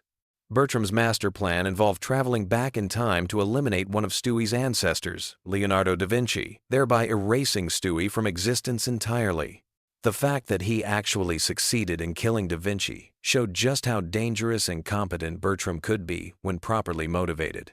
However, Stewie proved to be the superior strategist by tracking Bertram down through time and ending their rivalry permanently. The execution scene, where Stewie asks Bertram about his favorite bottled water before killing him, demonstrated the cold calculation that made Stewie such a compelling character. Unlike Doug's casual disposal, Bertram's death felt earned through multiple episodes of build-up and character development. The double murder episode stands out as one of Family Guy's most ambitious attempts at sustained storytelling across a full episode length. The mystery dinner party format allowed the writers to eliminate multiple characters while providing entertainment value through the whodunit structure. Muriel Goldman's death during this episode felt particularly cruel because she had never been anything more than a background character who happened to be in the wrong place at the wrong time. As Mort's wife, she was essentially a female version of his neurotic personality, which made their relationship believable but didn't give her much individual characterization. The revelation that she had been exchanging mysterious messages with James Woods created false suspense about her potential involvement in the murders, but she was ultimately just another victim caught up in someone else's revenge scheme. Her funeral scene showed how little impact she had made on the community, with even her husband and son seeming relatively unaffected by her death. Diane Simmons represented the episode's true villain and most shocking revelation. As Tom Tucker's longtime co-anchor, she had been a background presence for years without showing any signs of homicidal tendencies. Her transformation from professional newswoman to calculating murderer demonstrated how deeply personal rejections and professional disappointments could push someone over the edge. The motive behind her killing spree was painfully relatable in its pettiness. Being dumped by James Woods for a younger woman and facing replacement by a younger co-anchor as she turned 40 created the perfect storm of humiliation and desperation. Her methodical approach to framing Tom Tucker for the murders showed intelligence and planning that made her genuinely dangerous. Diane's final confrontation with Lois provided the classic villain monologue moment where all her motivations were revealed. The irony of being killed by Stewie, a baby, after successfully eliminating multiple adult targets added the kind of dark humor that Family Guy specialized in creating. Patty Tanager's death was perhaps the most satisfying for viewers who had endured his annoying catchphrase and constant attempts to start fights over nothing. This short, aggressive man represented everything irritating about people who create drama where none needs to exist. His role as the boss of a car dealership where Brian worked temporarily showed that his obnoxious personality wasn't limited to casual encounters. Even in professional settings, he couldn't resist making inappropriate comments and stirring up unnecessary conflict with his employees and customers. The poetic justice of his death came when he tried to start a fight with someone operating a military tank. His final words, maintaining his catchphrase even while facing certain doom, showed that he was committed to his obnoxious personality right until the end. The audience's reaction to his death was overwhelmingly positive, proving that sometimes characters are specifically designed to be eliminated. The deaths of Angela and Mayor Adam West carried more emotional weight because they were tied to the real-life passing of their voice actors. These weren't creative decisions made for storyline purposes, but necessary responses to losing the talented people who brought these characters to life. Angela's character arc, from hostile supervisor to lonely woman seeking connection, provided some of Peter's most uncomfortable workplace storylines. Her sexual harassment of Peter while threatening his job security created situations that were both comedically awkward and genuinely problematic by today's standards. Her backstory, revealing years of loneliness and isolation, made her desperate actions more understandable without excusing them. The resolution where Peter dresses up to take her on a fake date showed his capacity for kindness even when dealing with someone who had made his life difficult. Carrie Fisher's death in real life meant that Angela's character had to be written out permanently. The funeral scene in her honor served as both a farewell to the character and a tribute to the actress who had voiced her. Peter's mistake of ending up at the wrong funeral added typical Family Guy humor to what was otherwise a genuinely touching moment. Mayor Adam West's death marked the end of one of the show's most beloved recurring characters. His wonderfully insane personality and possibly corrupt political practices had provided countless moments of absurd humor throughout his long tenure as Quahog's mayor. The real Adam West's connection to his animated counterpart made the character feel more authentic and grounded despite his completely unrealistic behavior and dialogue. His brief challenge from Lois during her political phase showed that even incompetent leadership was preferable to the corruption that inevitably followed. His marriage to Carol Pewterschmidt, Lois's sister, created additional family connections that made his death more personally impactful for the main characters. The tribute episode where Brian petitioned to rename the high school after Mayor West provided proper closure for a character who had been part of the show's fabric for over 16 seasons. The ghost appearance at the end where Mayor West saves Brian from falling off a cliff gave the character one final moment of heroism and showed that death couldn't completely remove him from the Family Guy universe. His replacement by Wild West as mayor acknowledged that the character was irreplaceable while allowing the show to continue. These permanent deaths in Family Guy serve multiple purposes beyond simple shock value. They demonstrate that actions can have genuine consequences, even in a cartoon universe known for its resurrection-running gags. Some characters were eliminated because they had served their narrative purpose, others because fan reaction made their continued presence counterproductive, and some because real-world circumstances forced the writer's hands. The variety in how these deaths were handled shows the range of Family Guy's storytelling capabilities, from casual mentions that treat death as an afterthought to elaborate murder mystery episodes that build tension across an entire episode. The show has found multiple ways to permanently remove characters while maintaining its signature dark humor. The emotional impact of these deaths varies significantly based on character development and audience attachment. Long-running characters like Mayor West and Horace created genuine sadness among fans, while annoying characters like Doug and Patty Tanager were celebrated in their passing.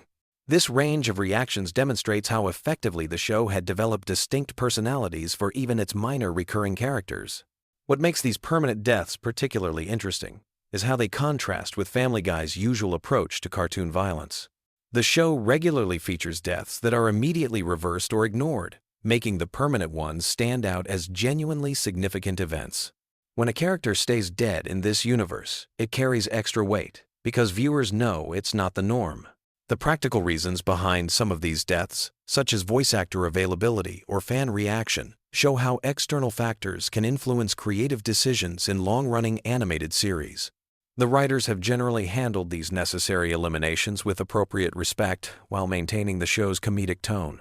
Looking back at this collection of permanently deceased characters reveals the evolution of Family Guy's storytelling over its many seasons.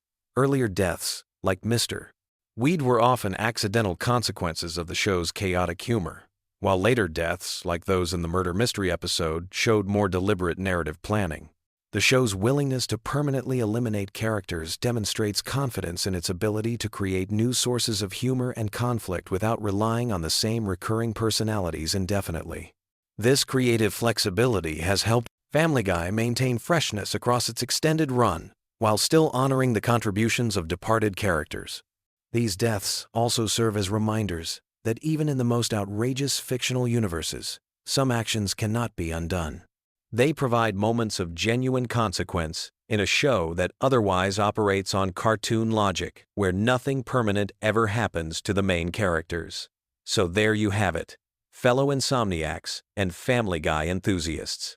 A complete tour through the surprisingly extensive graveyard of characters who didn't make it back from their final Family Guy appearances. From workplace accidents to murder mysteries, from natural causes to tank-related incidents, the show has found creative ways to permanently remove characters while maintaining its signature blend of dark humor and unexpected heart. Sweet dreams, and remember, in the world of Family Guy, even cartoon death can sometimes be permanent. Have you ever wondered what makes Family Guy the perfect show to fall asleep to? Tonight, we're diving deep into the wonderfully weird world of Quahog to uncover some fascinating facts that might just help you understand why millions of people drift off to this animated chaos every single night. But first, let me ask you something. What if I told you that the baby genius who plots world domination actually has one of the most tragic character arcs in television history? Or that there's a scientific reason why Peter Griffin's voice might be the ultimate sleep aid?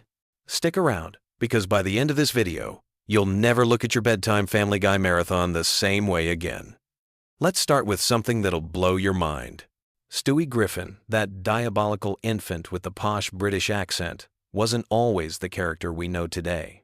In the original concept, he was supposed to be much darker and more sinister.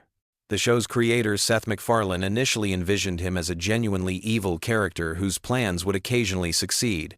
But here's the fascinating part that most fans don't realize. Stewie's entire personality is built on a foundation of insecurity and loneliness that makes him oddly relatable, especially during those late-night viewing sessions when you're feeling a bit isolated yourself. The genius baby's accent tells us everything we need to know about human psychology. In one of the show's most revealing moments, Stewie admits in therapy that his British accent is completely fake. He adopted it to sound smarter and more sophisticated than everyone around him. It's essentially vocal armor designed to protect his vulnerable core. This resonates with so many viewers because we all put on masks to hide our insecurities. When you're lying in bed at 3 a.m, there's something comforting about a character who's also struggling with authenticity. But here's where it gets really interesting. The show deliberately keeps it ambiguous whether other characters can actually understand Stewie. Sometimes they respond to him. Sometimes they completely ignore his elaborate monologues about world domination. This creates a dreamlike quality that perfectly mirrors the state between waking and sleeping. Your brain doesn't have to work too hard to follow rigid logic because the show itself operates on dream logic. Speaking of dream logic, let's talk about the show's relationship with time and reality. Family Guy is famous for its cutaway gags that transport viewers to completely different scenarios mid-episode. One moment Peter is arguing with Lois about dinner. The next moment we're watching a historical flashback about Napoleon's bathroom habits. These rapid shifts in context actually mimic the way our minds work when we're falling asleep, jumping from thought to thought without linear connection.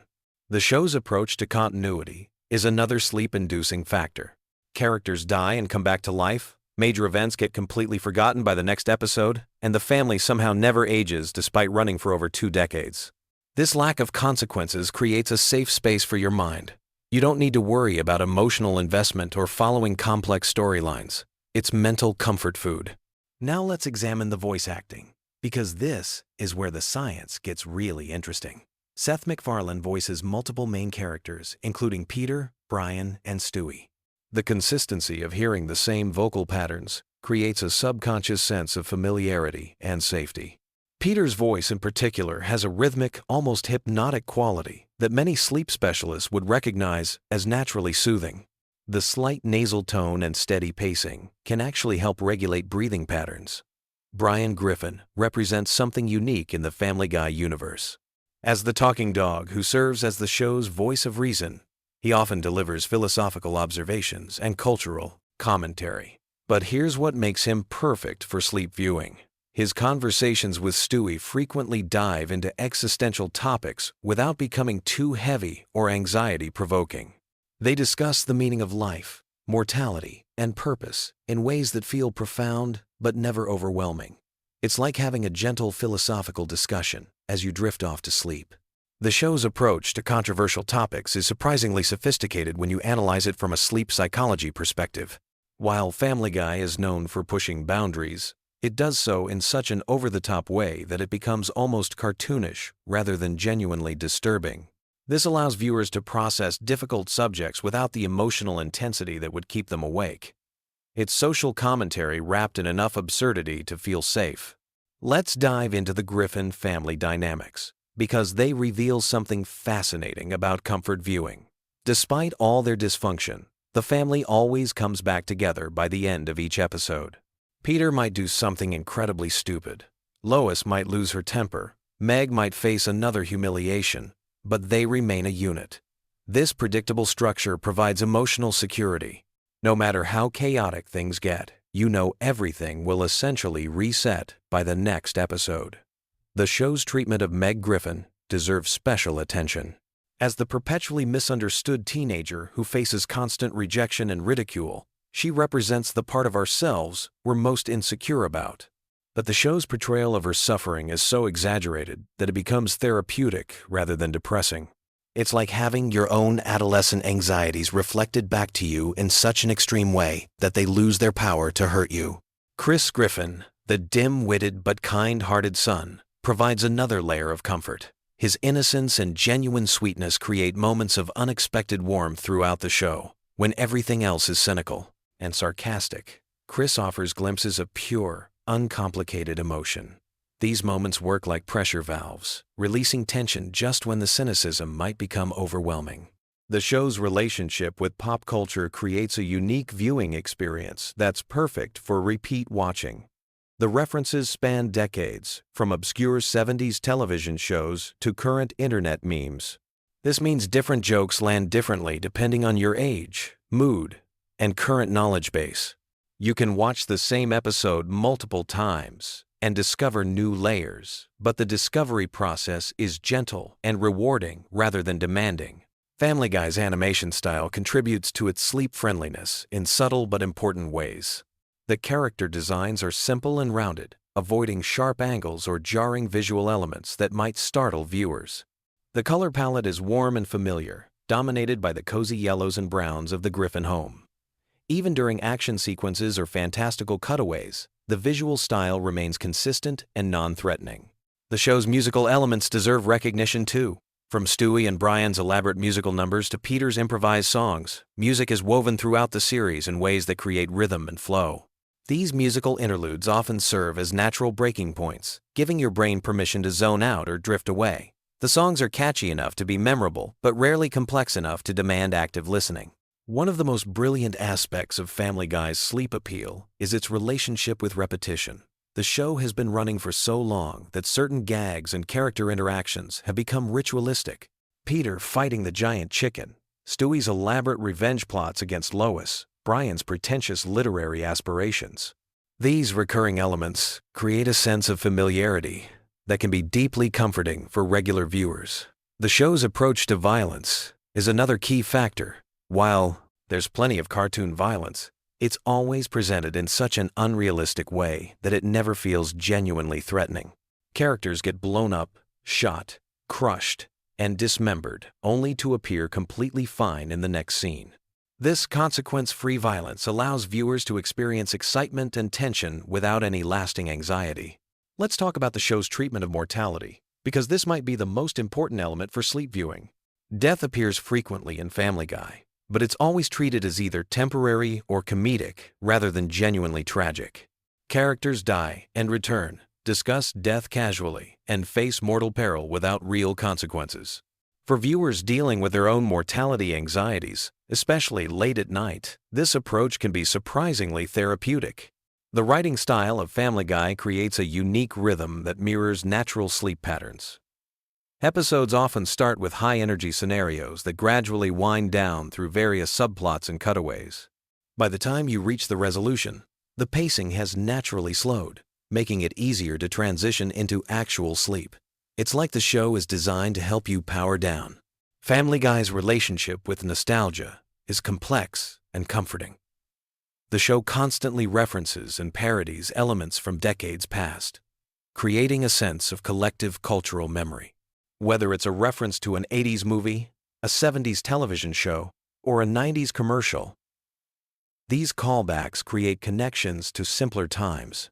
For many viewers, this nostalgic element provides emotional comfort that eases the transition to sleep. The show's approach to relationships and romance offers another layer of sleep-friendly content. Despite all the dysfunction and crude humor, there are genuine moments of love and connection between characters. Peter and Lois, despite their constant conflicts, clearly love each other. Stewie and Brian, despite their differences, have formed an everyday, unlikely but deep friendship. These relationship dynamics provide emotional warmth without demanding too much investment. Here's something most people don't realize about Family Guy's structure. The show operates on multiple levels of engagement. You can watch it as pure background noise, letting the familiar voices and music wash over you. You can engage with the surface-level humor and sight gags. Or you can dive deep into the cultural references and character development. This flexibility makes it perfect for different stages of falling asleep. The show's treatment of everyday situations is particularly sleep-friendly. Many episodes revolve around mundane domestic issues like household chores, neighbor disputes, or family dinners that somehow spiral into elaborate adventures. But no matter how wild things get, they always return to the familiar setting of the Griffin home. This creates a sense of adventure within safety, excitement within security. Family Guy's approach to current events and social issues provides another comfort layer. The show comments on politics, social trends, and cultural phenomena, but always through the lens of cartoon absurdity. This allows viewers to engage with real-world concerns without the anxiety that usually accompanies such topics. It's like having a pressure release valve for contemporary stress.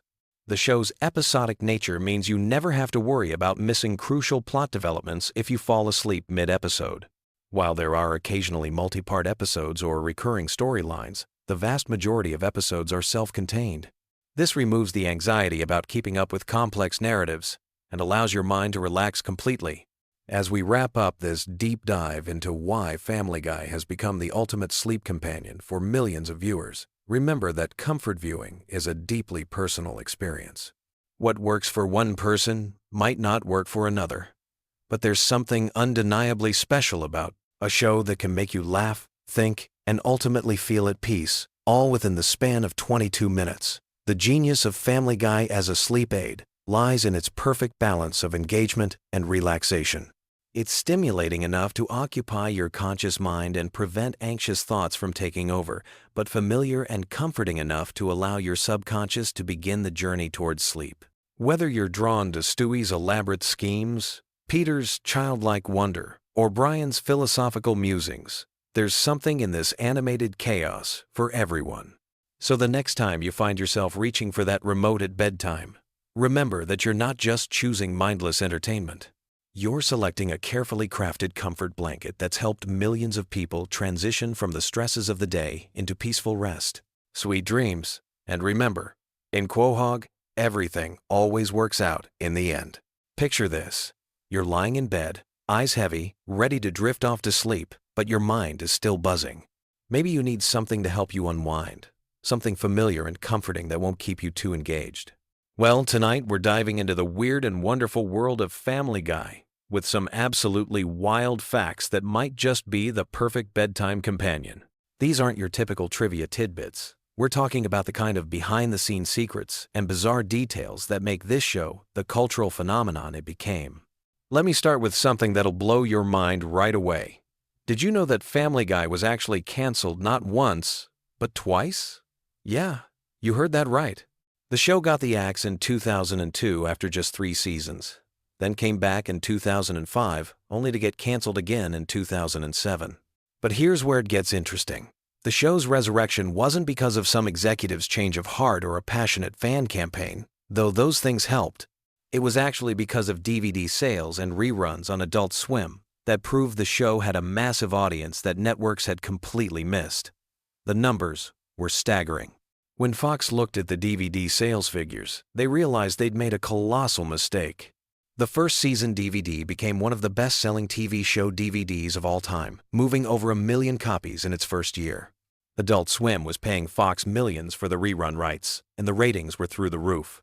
It was like discovering you'd thrown away a winning lottery ticket, except you could still fish it out of the trash. But here's something even weirder about the show's cancellation drama.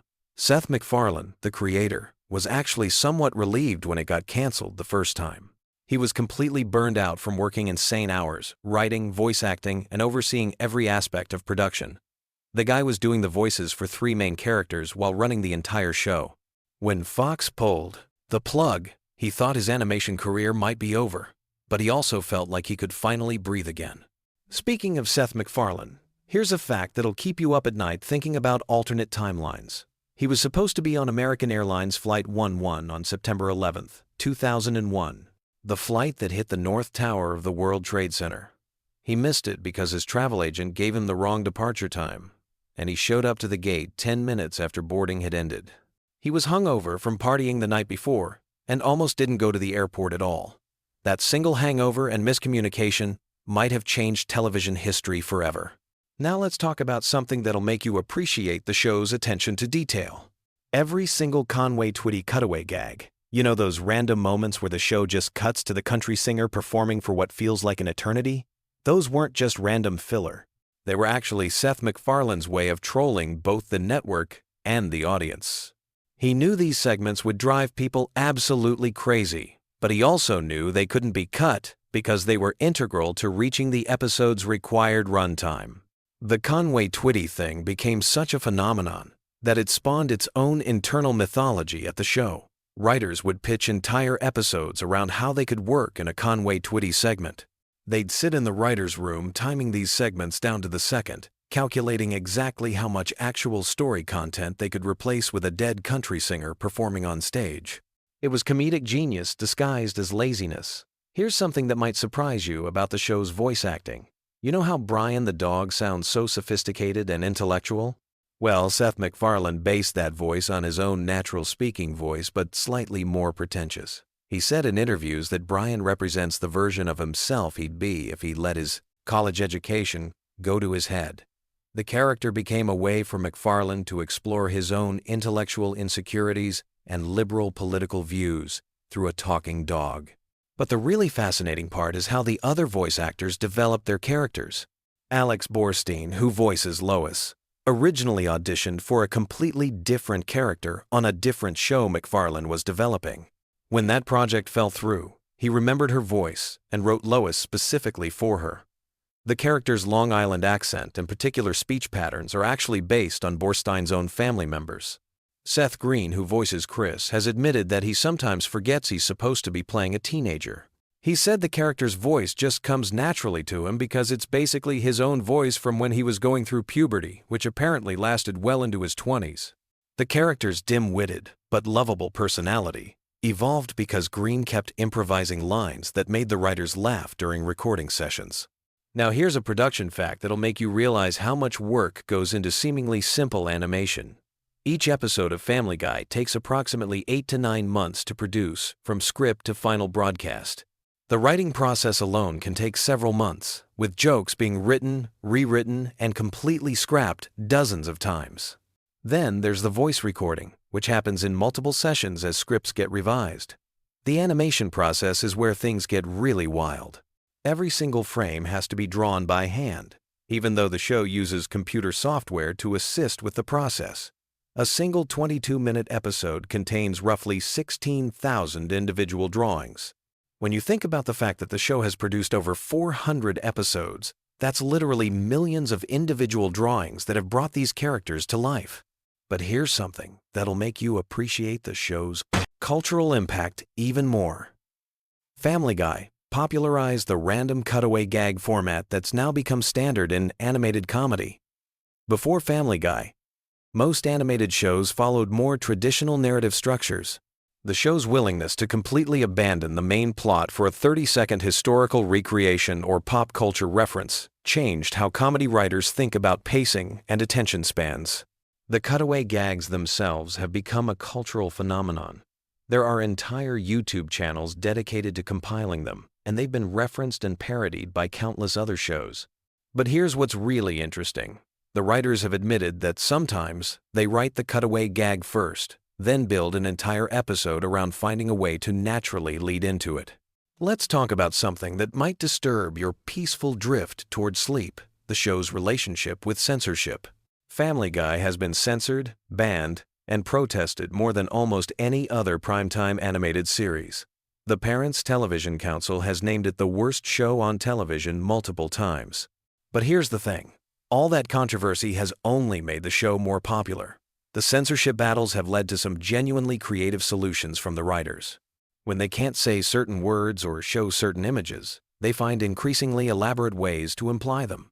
Some of the show's funniest moments have come from these creative workarounds. It's like watching a comedian perform with their hands tied behind their back, and somehow becoming even funnier because of the constraint. Here's a fact about the show's music that might surprise you. Seth MacFarlane is actually a classically trained vocalist who's released several albums of standards and jazz music.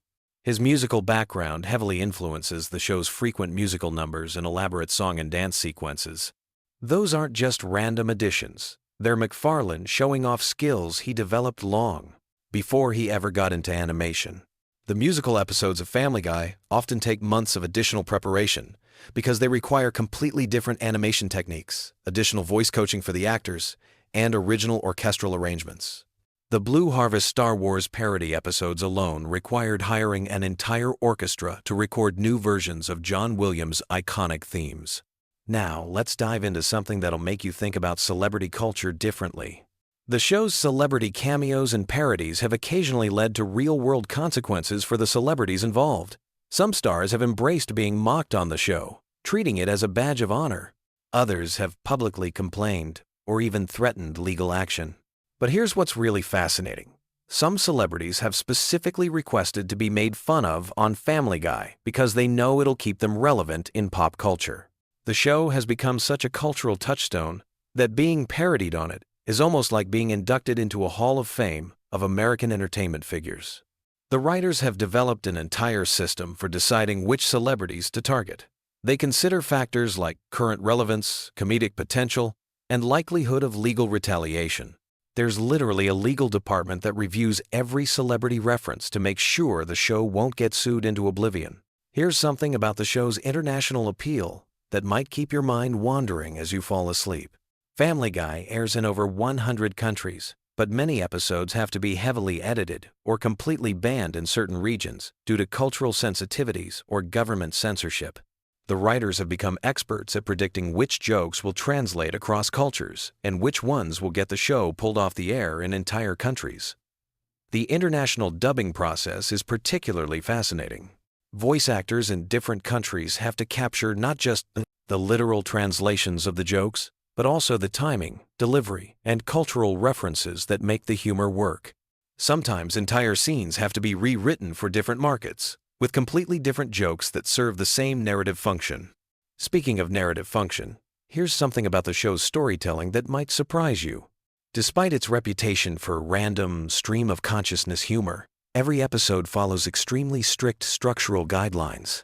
The writers use a detailed formula for pacing, character development, and plot progression that's remained virtually unchanged since the show's early seasons. The formula is so precise that new writers go through extensive training to learn it. They practice writing sample episodes that hit specific comedic beats at exact timing intervals. It's like learning to write music in a very particular key and tempo. There's way more technical skill involved than most viewers realize. Here's a production detail that'll make you appreciate the voice actors even more. Most of the main voice cast records their lines together in the same studio, which is actually unusual for animated shows. Many animated series record each actor separately for scheduling convenience. But Family Guy's ensemble cast has developed such strong chemistry that they actually improvise and play off each other during recording sessions. These improvisation sessions have led to some of the show's most memorable moments. Jokes that weren't in the original script, character interactions that reveal new personality traits, and entire comedic sequences that grew out of the actors just goofing around in the studio. The writers have learned to leave space in their scripts for this kind of spontaneous creativity. The show's relationship with current events is another fascinating aspect of its production. Episodes are produced so far in advance that writers have to predict what will be culturally relevant 8 to 9 months in the future. They've developed an almost supernatural ability to anticipate which celebrities will still be famous, which political issues will still matter, and which pop culture references will still be funny by the time episodes air. Sometimes they get it spectacularly wrong, leading to episodes that reference celebrities who've completely disappeared from public consciousness, or make jokes about events that ended up being resolved in completely different ways. These temporal mismatches have become part of the show's charm, creating accidental time capsules of what people were thinking about during specific periods. Here's something about the show's merchandise empire that might occupy your thoughts as you drift off. Family Guy generates hundreds of millions of dollars in merchandise sales annually, from t-shirts and mugs to video games and Halloween costumes. The licensing department has to approve thousands of product designs, ensuring that everything maintains the show's comedic voice while being commercially viable. The most successful merchandise items are often the most random ones. Stewie's football head design became a best-selling plush toy. Brian's martini glass became a popular bar accessory. Peter's chicken fight with Ernie became an entire line of action figures. These products have introduced the show to audiences who might never watch it on television. As we wind down our journey through the bizarre world of Family Guy facts, here's one last thing to ponder as you close your eyes. The show has fundamentally changed how we consume comedy.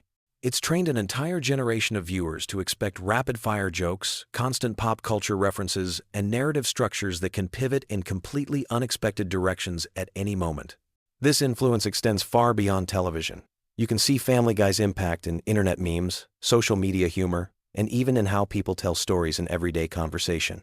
The show's cutaway gag structure has become a template for how we process and share information in the digital age. Those random tangents and seemingly unrelated references, they're everywhere now, from Twitter threads to TikTok videos. The show created a new language of comedy that's become so pervasive we barely notice it anymore.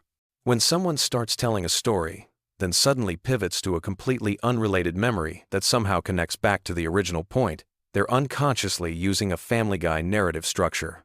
When someone makes a reference to an obscure piece of pop culture from decades ago to explain something happening today, they're speaking fluent Family Guy. So there you have it.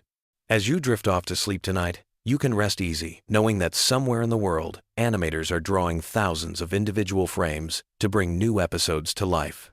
Voice actors are improvising lines that will make millions of people laugh, and writers are crafting jokes that will still be quoted years from now. The strange, wonderful, chaotic world of Family Guy continues to evolve, one random cutaway gag at a time. Sweet dreams. And remember, if you find yourself having weird dreams about talking dogs, evil babies, or inexplicably long Conway Twitty performances, you'll know exactly where those images came from. The show that changed comedy forever has probably infiltrated your subconscious too, joining the ranks of viewers who've been shaped by its unique brand of organized chaos. You know that feeling when you're trying to fall asleep but your brain just won't shut up? Well, tonight we're gonna fix that with some of the most random, weirdly fascinating Family Guy facts that'll have you drifting off to dreamland while learning bizarre trivia about America's most chaotic animated family. So get comfortable, dim those lights, and let me take you on a gentle journey through the strange world of Quahog. Let's start with something that might surprise you. The show's creator Seth MacFarlane almost missed his flight on September 11, 2001. He was supposed to be on American Airlines Flight 11, one of the planes that hit the World Trade Center. But he arrived at the airport just 10 minutes late and missed the boarding. Sometimes, being late really does save your life. This near-miss experience actually influenced some of the show's later episodes, though MacFarlane rarely talks about it publicly. Speaking of Seth MacFarlane, did you know he voices 4 of the main characters? Peter, Brian, Stewie, and Glenn Quagmire are all brought to life by the same person. That's pretty impressive when you think about how different each character sounds. McFarlane developed Peter's voice by imitating a security guard he knew, while Brian's sophisticated tone was inspired by old Hollywood actors. Stewie's accent, meanwhile, was based on Rex Harrison's performance in My Fair Lady. Here's something that might help you sleep better, knowing it exists. There's an entire episode that was banned from television for years. The episode, called Partial Terms of Endearment, dealt with some pretty controversial topics and wasn't aired on Fox until much later. It eventually found its way to DVD releases, but for the longest time, fans had no idea this episode even existed. Sometimes, the most interesting content is the stuff we never get to see. Family Guy has this weird relationship with cancellation that's almost like a bedtime story in itself. The show was canceled, not once, but twice. First in 2002, then again in 2003. But here's where it gets interesting. DVD sales and reruns on Adult Swim were so successful that Fox brought it back in 2005. It's like the show kept falling asleep and waking up stronger each time. The fans literally saved it through their dedication, which is pretty heartwarming when you think about it. Let me tell you about some of the guest stars who've appeared on the show that you might not have realized. Patrick Stewart, the distinguished Captain Picard himself, has voiced multiple characters including Susie's arch-nemesis. Rush Limbaugh appeared as himself, and even Phyllis Diller lent her voice to Peter's mother-in-law. The show has attracted everyone from political figures to rock stars, creating this weird mix of high culture and lowbrow humor. There's something oddly soothing about the show's animation process, too. Each episode takes about 8 months to complete from script to screen. The writers spend weeks crafting jokes, the voice actors record their lines multiple times to get the perfect delivery, and then teams of animators bring everything to life frame by frame. It's like watching a very slow, very detailed dream come together. The famous chicken fights between Peter and Ernie the Giant Chicken started as a throwaway gag, but became one of the show's most beloved running jokes. These elaborate, destruction-filled battles were inspired by old action movies and Jackie Chan films. The animators love creating these sequences because they get to go completely over the top with the destruction and mayhem. There's something almost meditative about watching these absurdly long fight scenes unfold. Here's a fact that connects to real life in an unexpected way. The character of Mayor Adam West was named after the actor who played Batman in the 1960 Seconds TV series. When the real Adam West heard about this, he was so delighted that he agreed to voice the character himself. He continued playing the role until his death in 2017, bringing his own quirky charm to the already eccentric animated mayor of Quahog. The show's musical numbers are surprisingly complex productions. When they create songs like Surfin' Bird or any of their elaborate Broadway-style numbers, they work with professional musicians and composers. Seth MacFarlane, being a trained singer himself, often performs these songs live in recording sessions. The musical episodes require months of additional work, but they've become some of the most memorable moments in the series. Cleveland's spin-off show, The Cleveland Show, ran for 4 seasons and had its own unique animation style that was slightly more polished than the original Family Guy. When Cleveland returned to Family Guy, the animators had to readjust his character design to match the original show's style. It's like he went away, got a makeover, and had to tone it down when he came back home. The show's pop culture references are researched extensively by a team of writers who specialize in different decades and cultural phenomena.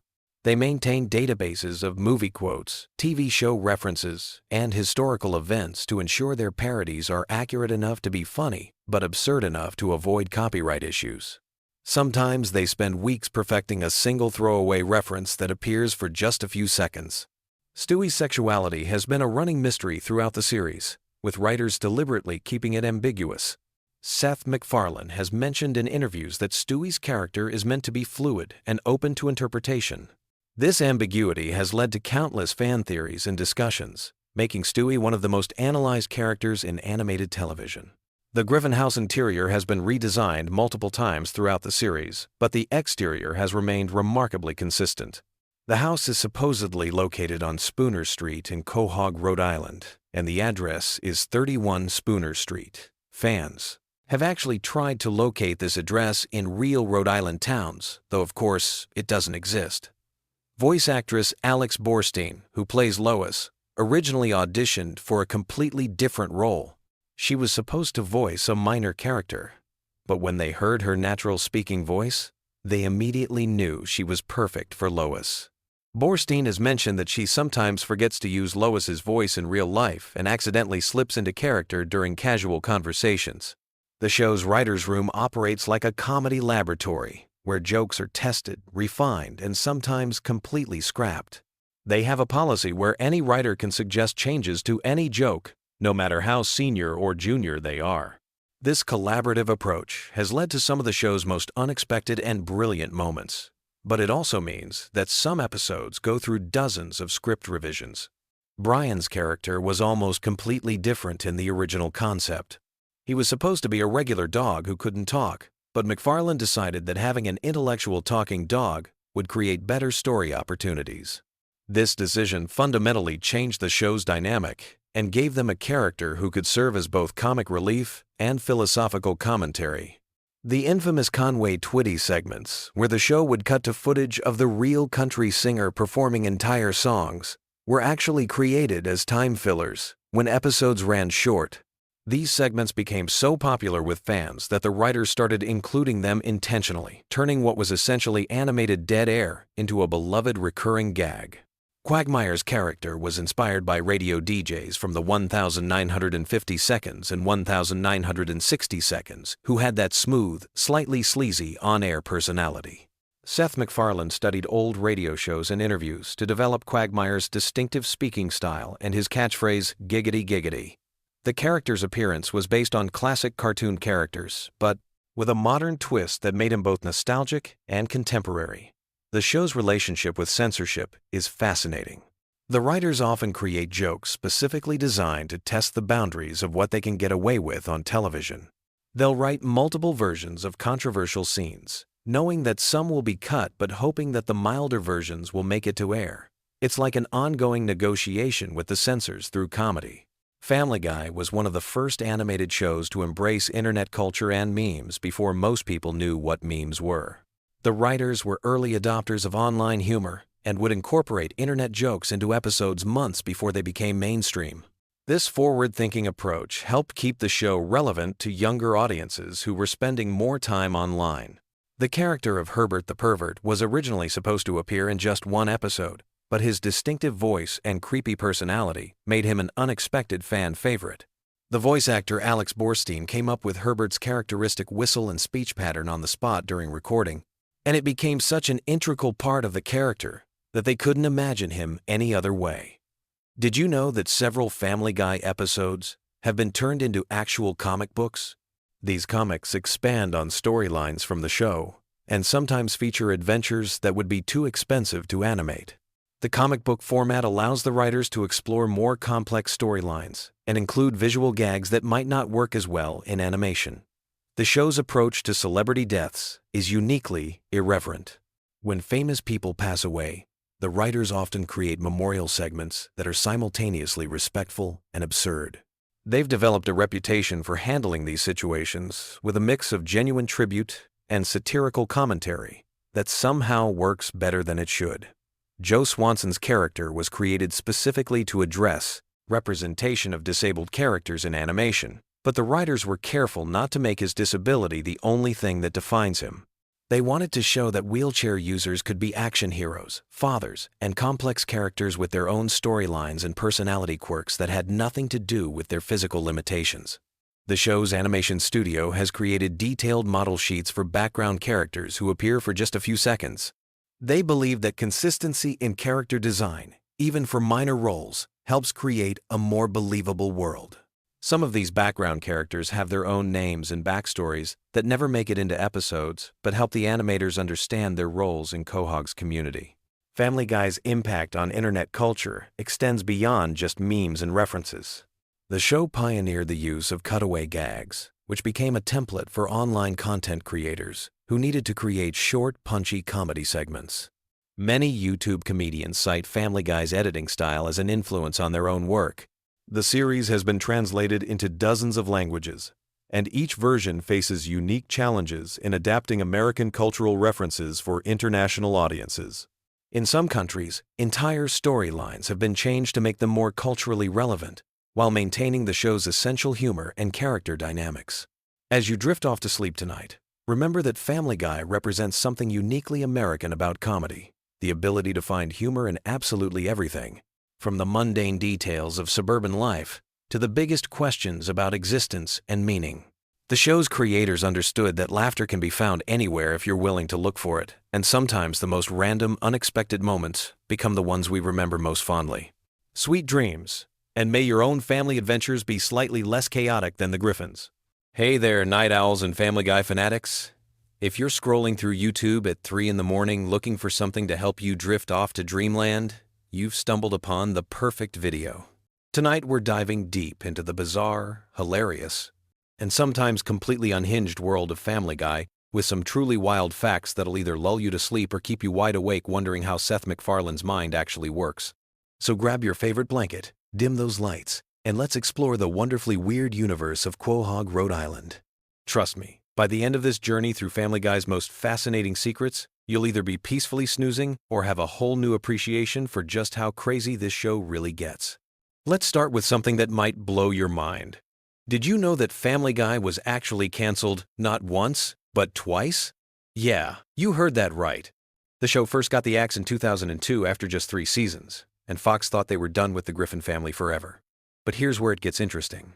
The show found new life through DVD sales and reruns on Cartoon Network's Adult Swim block. The ratings were so incredible that Fox literally had to eat humble pie and bring the show back in 2005. Then, believe it or not, they canceled it again in 2007, only to reverse that decision just months later. Talk about a roller coaster relationship between a network and a show. Speaking of relationships, let's talk about the voice behind our favorite talking baby, Stewie Griffin. Seth MacFarlane doesn't just voice Stewie, he also voices Brian, Peter, Glenn Quagmire, and several other characters. But here's the kicker. MacFarlane based Stewie's voice on the accent of English actor Rex Harrison, who you might know from the classic musical My Fair Lady.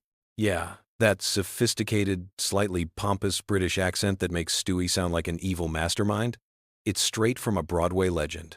MacFarlane has said in interviews that he wanted Stewie to sound like an old-school English gentleman, which makes it even funnier when this supposedly refined character is plotting world domination from his crib.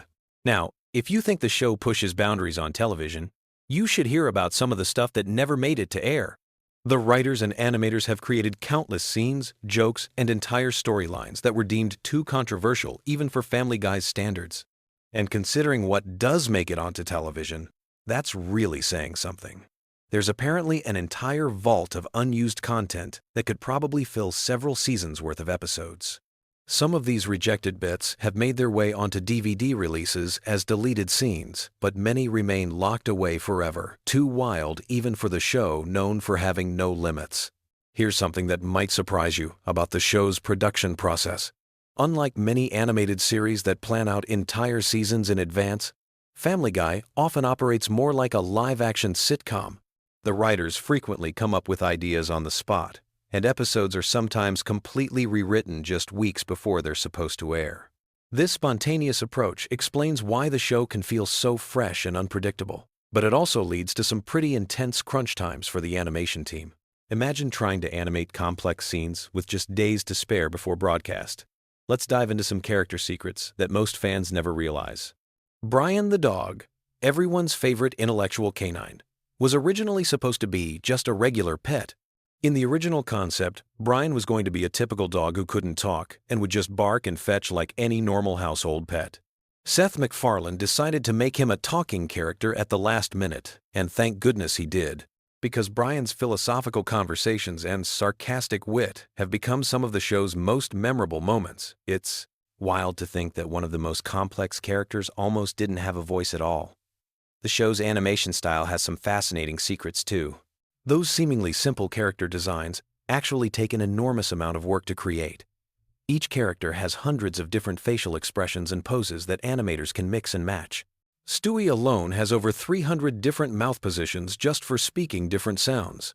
The animators have to keep track of all these variations to maintain consistency across episodes.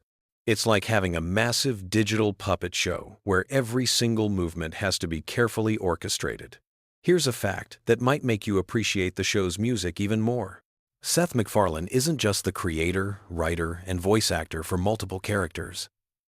He's also a legitimate recording artist who's released several albums of traditional pop standards. His musical background heavily influences the show, which is why you'll notice that Family Guy has more musical numbers than most animated comedies.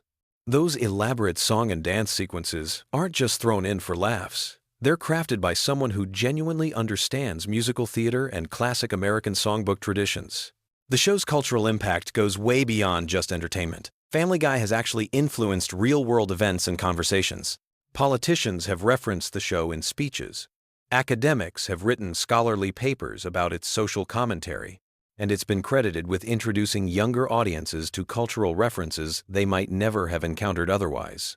Think about how many classic movies, TV shows, songs, and historical events you first learned about through a Family Guy cutaway gag. The show serves as this weird cultural bridge between different generations of entertainment. Now let's talk about some of the show's most controversial episodes and why they're so memorable. The writers have never shied away from tackling sensitive subjects, and sometimes their approach has sparked genuine debates about comedy, censorship, and social responsibility. Some episodes have been pulled from rotation, others have been edited for different markets, and a few have become legendary among fans, specifically because they pushed things too far. This willingness to court controversy has kept Family Guy relevant for over 2 decades, even as television landscape has changed dramatically around it. The voice acting process for Family Guy is unlike anything you'd expect. Seth MacFarlane often records multiple characters in the same session, essentially having conversations with himself. He'll record Peter's lines, then immediately switch to Brian's voice to respond, then jump to Stewie for the next exchange.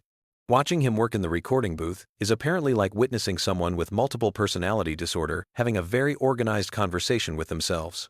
Other voice actors have said it's both impressive and slightly unsettling to watch. Here's something that connects to the show's longevity. Family Guy has aired over 400 episodes, making it one of the longest-running animated series in television history. To put that in perspective, if you watched every single episode back-to-back, you'd be sitting there for more than 150 hours straight. That's almost a full week of continuous Family Guy content. The show has literally created enough material to entertain someone for an entire week without sleeping, eating, or taking a single break. The show's international versions reveal some fascinating cultural differences. Family Guy is broadcast in dozens of countries, and each version has to navigate different censorship standards and cultural sensitivities. In some countries, entire jokes are replaced with completely different content. In others, characters' names are changed, and certain running gags are modified to make sense to local audiences. There are versions of Family Guy where the cultural references are so different that they're essentially completely different shows with the same characters. Let's explore some behind-the-scenes drama that most fans never hear about.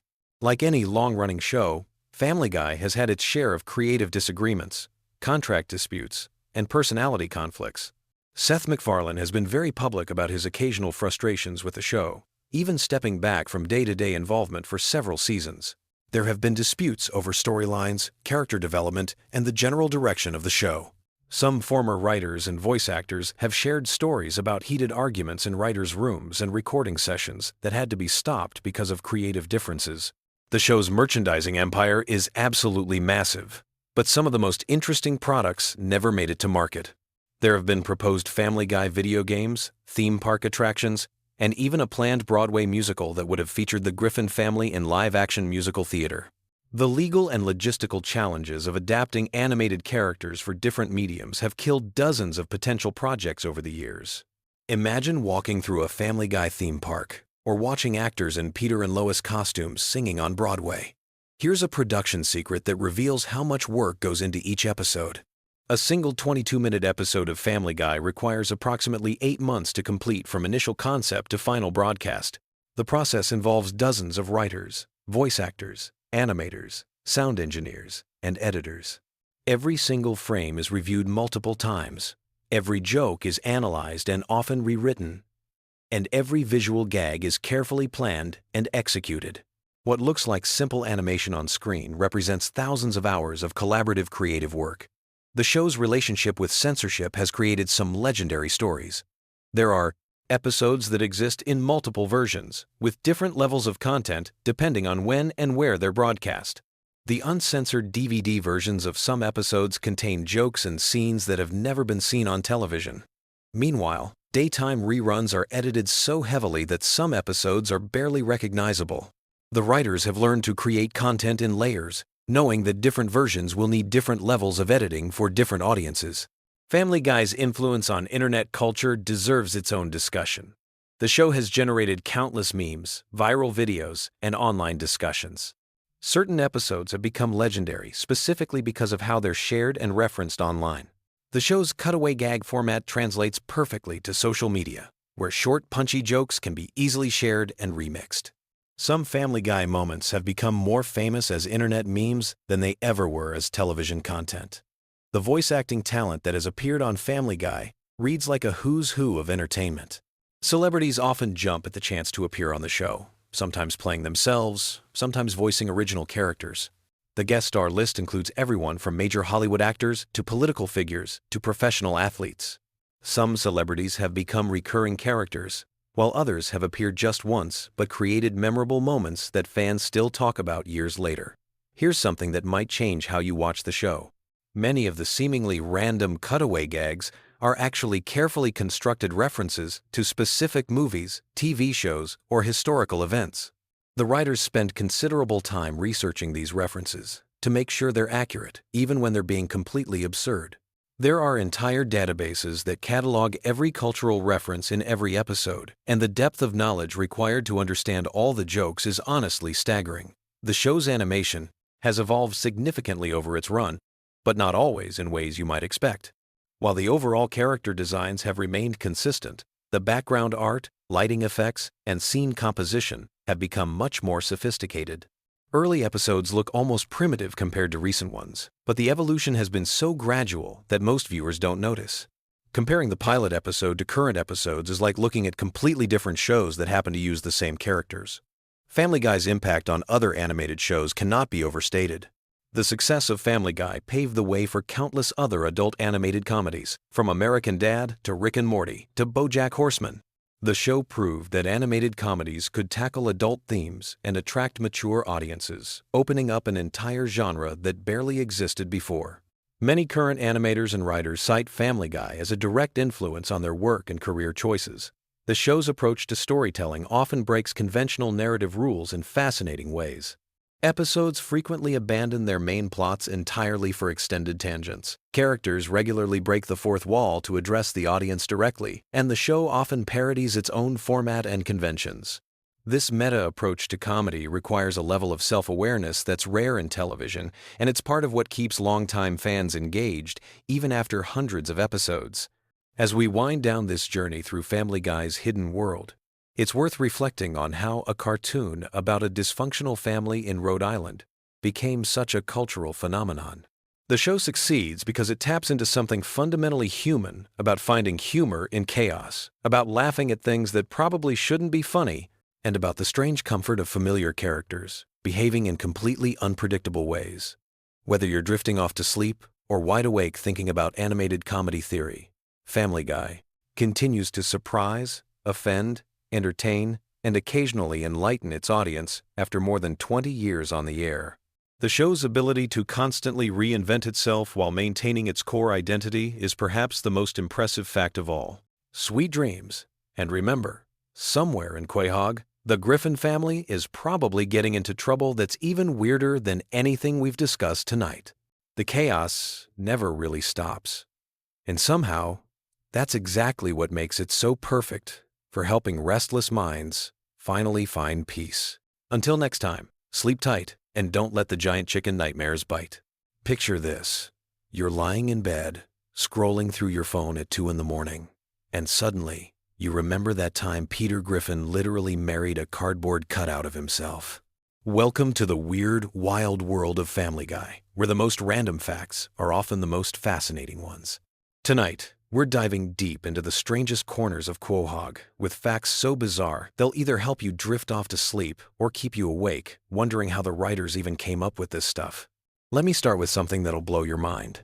Did you know that the original concept for Family Guy was completely different from what we got? Seth MacFarlane initially pitched the show as a much darker comedy about a dysfunctional family dealing with serious issues. The network executives were so confused by the pilot that they almost didn't pick it up. Thank goodness they did. Because otherwise, we wouldn't have gems like the time Brian became a used car salesman and accidentally sold Death his own car. Speaking of Brian, here's a fact that might surprise you. The character was originally supposed to be much more of a background character, basically just the family pet who occasionally made sarcastic comments. But Seth MacFarlane loved voicing him so much that Brian gradually became one of the main characters. This explains why Brian's personality seems to evolve so dramatically throughout the early seasons. He went from being a simple talking dog to a pretentious intellectual with daddy issues and a drinking problem. Now let's talk about something truly random. The chicken fight scenes between Peter and Ernie the giant chicken weren't supposed to become a recurring gag. The first fight scene in the episode Da Boom was meant to be a one-off joke. But the animators had so much fun creating the elaborate fight sequence that they kept bringing it back. Each subsequent chicken fight got more elaborate and destructive, eventually involving helicopters, submarines, and entire city blocks being demolished. The longest chicken fight lasted nearly 4 minutes of screen time, which is practically an eternity in television comedy. Here's something that'll make you appreciate the show's attention to detail. Every time you see the Griffin house, the layout is actually consistent throughout the series. The creators took the time to map out every room, every hallway, every closet in the house, so that when characters move around, it makes spatial sense. This is incredibly rare in animated comedies, where houses often have impossible layouts that change depending on what the joke requires. The Griffin House blueprints are actually available online, and fans have used them to build accurate replicas in video games and even real life. Moving on to character quirks. Did you know that Meg's unpopularity at school was originally supposed to be temporary? The writers planned to have her eventually find her place and become more confident, but the running gag of everyone treating Meg terribly became so popular with audiences that they decided to make it a permanent part of her character. Mila Kunis, who voices Meg, has said in interviews that she sometimes feels bad about all the abuse her character receives, but she understands that it's become essential to the show's dynamic. Let's dive into some voice acting trivia that's perfect for late-night pondering. Seth MacFarlane voices 4 main characters on the show, but he almost didn't voice Stewie at all. The original plan was to have Stewie voiced by a child actor, but MacFarlane was worried about the controversial things Stewie would say and didn't want to put a real child in that position. So he developed Stewie's distinctive British accent as a way to make the character's adult thoughts coming from a baby's mouth even more surreal and funny. Chris Griffin's voice is another interesting story. Seth Green, who voices Chris, has to actively make his voice higher and more nasal to sound like a teenage boy. As Green has gotten older, it's become more challenging for him to hit those high notes, so the sound engineers often have to digitally adjust his voice in post-production. This is why Chris's voice sometimes sounds slightly different between episodes, depending on how much digital manipulation was required. Here's a fact that connects to real-world events in a weird way. The episode where Peter starts his own political party called the Tea Party Patriots was written and animated before the actual Tea Party movement became prominent in American politics. When the episode aired, many viewers thought it was a commentary on current events, but it was actually just an incredible coincidence. The writers had to add a disclaimer explaining that any similarity to real political movements was purely accidental. Now for something completely different. The Pawtucket Brewery, where Peter works, is based on a real brewery in Rhode Island. Seth MacFarlane grew up in the area and used to drive past the brewery every day. He thought it would be funny to have his lazy cartoon character work at a place that produces something that would make him even lazier. The real brewery owners were initially concerned about being associated with the show, but eventually embraced it when they realized it was bringing them tourists. Let's talk about some of the show's more obscure running gags. You know how Conway Twitty always seems to appear at random moments? This started as an inside joke among the writers who were fans of old country music. They would play Conway Twitty songs during late-night writing sessions to keep themselves awake. Eventually, they decided to work him into the show as a bizarre non sequitur that would confuse viewers and break up the pacing in unexpected ways. The Conway Twitty segments are actually some of the most expensive parts of the show to produce because they have to pay for the music rights. Here's something that'll make you look at Cleveland differently. When Cleveland got his own spin-off show, the original plan was for him to stay in Quahog, and the spin-off would focus on his adventures around town. But the writers realized that would be too limiting, so they created the elaborate storyline where his house gets destroyed and he moves to Virginia. The bathtub falling through multiple houses scene took months to animate and became one of the most memorable moments in the show's history, even though it was essentially just a setup for a spin-off that only lasted 4 seasons. Speaking of spin-offs, did you know that there was almost a Stewie and Brian road trip series? The popularity of their travel episodes convinced executives that the dynamic between the sophisticated baby and the intellectual dog could carry its own show. Scripts were written for 6 episodes before the project was scrapped due to budget concerns. Some of those unused scripts were later reworked into regular Family Guy episodes, which explains why some Stewie and Brian adventures feel more elaborate than usual. Let's get into some animation secrets that most viewers never notice. The way characters' eyes are drawn actually follows a complex mathematical formula to ensure they always look natural when the characters move their heads. This might sound boring, but it's actually fascinating when you realize that most animated shows just wing it and hope for the best. Family Guy's attention to eye movement is part of what makes the characters feel more alive and expressive than typical cartoon characters. Here's a weird fact about the show's merchandising history. The most popular Family Guy product ever sold wasn't a t-shirt or a toy. It was a cookbook called the Family Guy Cookbook that featured recipes supposedly created by each character. Peter's section was all comfort food and beer-based dishes. Lois had elegant dinner party recipes. Stewie contributed sophisticated international cuisine. And Brian's section was dinner for 15, entirely vegetarian. The cookbook actually received positive reviews from real food critics, which nobody expected. Now, for some trivia about the show's cancellation and revival that goes beyond what most people know. When Family Guy was first canceled, Seth MacFarlane was actually relieved. He was exhausted from working on the show and wanted to pursue other projects. But the DVD sales were so strong and the fan campaign so persistent that Fox offered him a deal he couldn't refuse, including complete creative control and a substantial budget increase. This is why the post-cancellation episodes often feel more ambitious and experimental than the early ones. The show's relationship with censors has always been complicated. But here's something most people don't realize. Family Guy actually has one of the most cooperative relationships with network censors of any adult animated show. Seth MacFarlane learned early on that if you give censors multiple options and let them feel like they're part of the creative process, they'll often let you get away with more controversial content. The writers deliberately write jokes they know will get cut, just so they can negotiate to keep the jokes they really want. Let's talk about some character backstories that were developed but never made it into episodes. Quagmire was originally supposed to have a twin brother who was everything he wasn't, completely respectful and monogamous.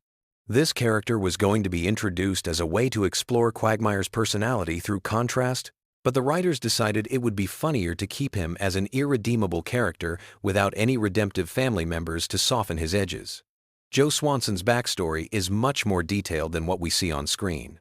The writers created an entire timeline of his police career before his accident, including the names of his partners, his most famous cases, and even his police academy graduation rank. None of this has ever been mentioned in the show, but it helps the writers keep his character consistent and gives them material to draw from when they need Joe to demonstrate police knowledge or skills. Here's something about the show's music that might surprise you. Every musical number in Family Guy is performed live by the voice actors, even when their characters are supposed to be bad singers. Seth MacFarlane, who has released several jazz albums, insisted on this approach because he believes it makes the musical moments feel more authentic. This means that when Peter sings off-key, Seth MacFarlane is actually deliberately singing badly, which is apparently much harder than just singing well. The relationship between Family Guy and The Simpsons goes deeper than their famous crossover episode. The two shows' writing staffs have been trading jokes and references for years in a friendly rivalry that most viewers never notice. If you watch carefully, you'll spot subtle Simpsons references in Family Guy episodes and vice versa.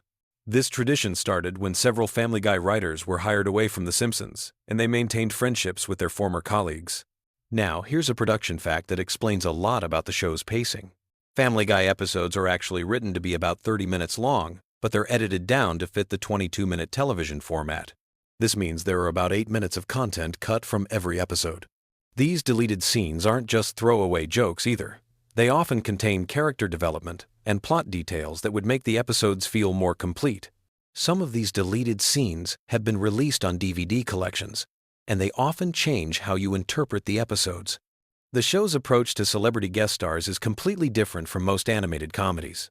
Instead of having celebrities play themselves or obvious parodies of themselves, Family Guy often casts them as completely random characters. This creates a fun game for viewers who recognize the voices but can't immediately place where they know them from. Adam West playing the mayor was the template for this approach, and it's been incredibly successful at attracting high-profile guest stars who want to try something different. Let's explore some of the show's more philosophical elements that get overlooked because of all the random humor. The relationship between Stewie and Brian is actually a sophisticated exploration of the friendship between youth and experience.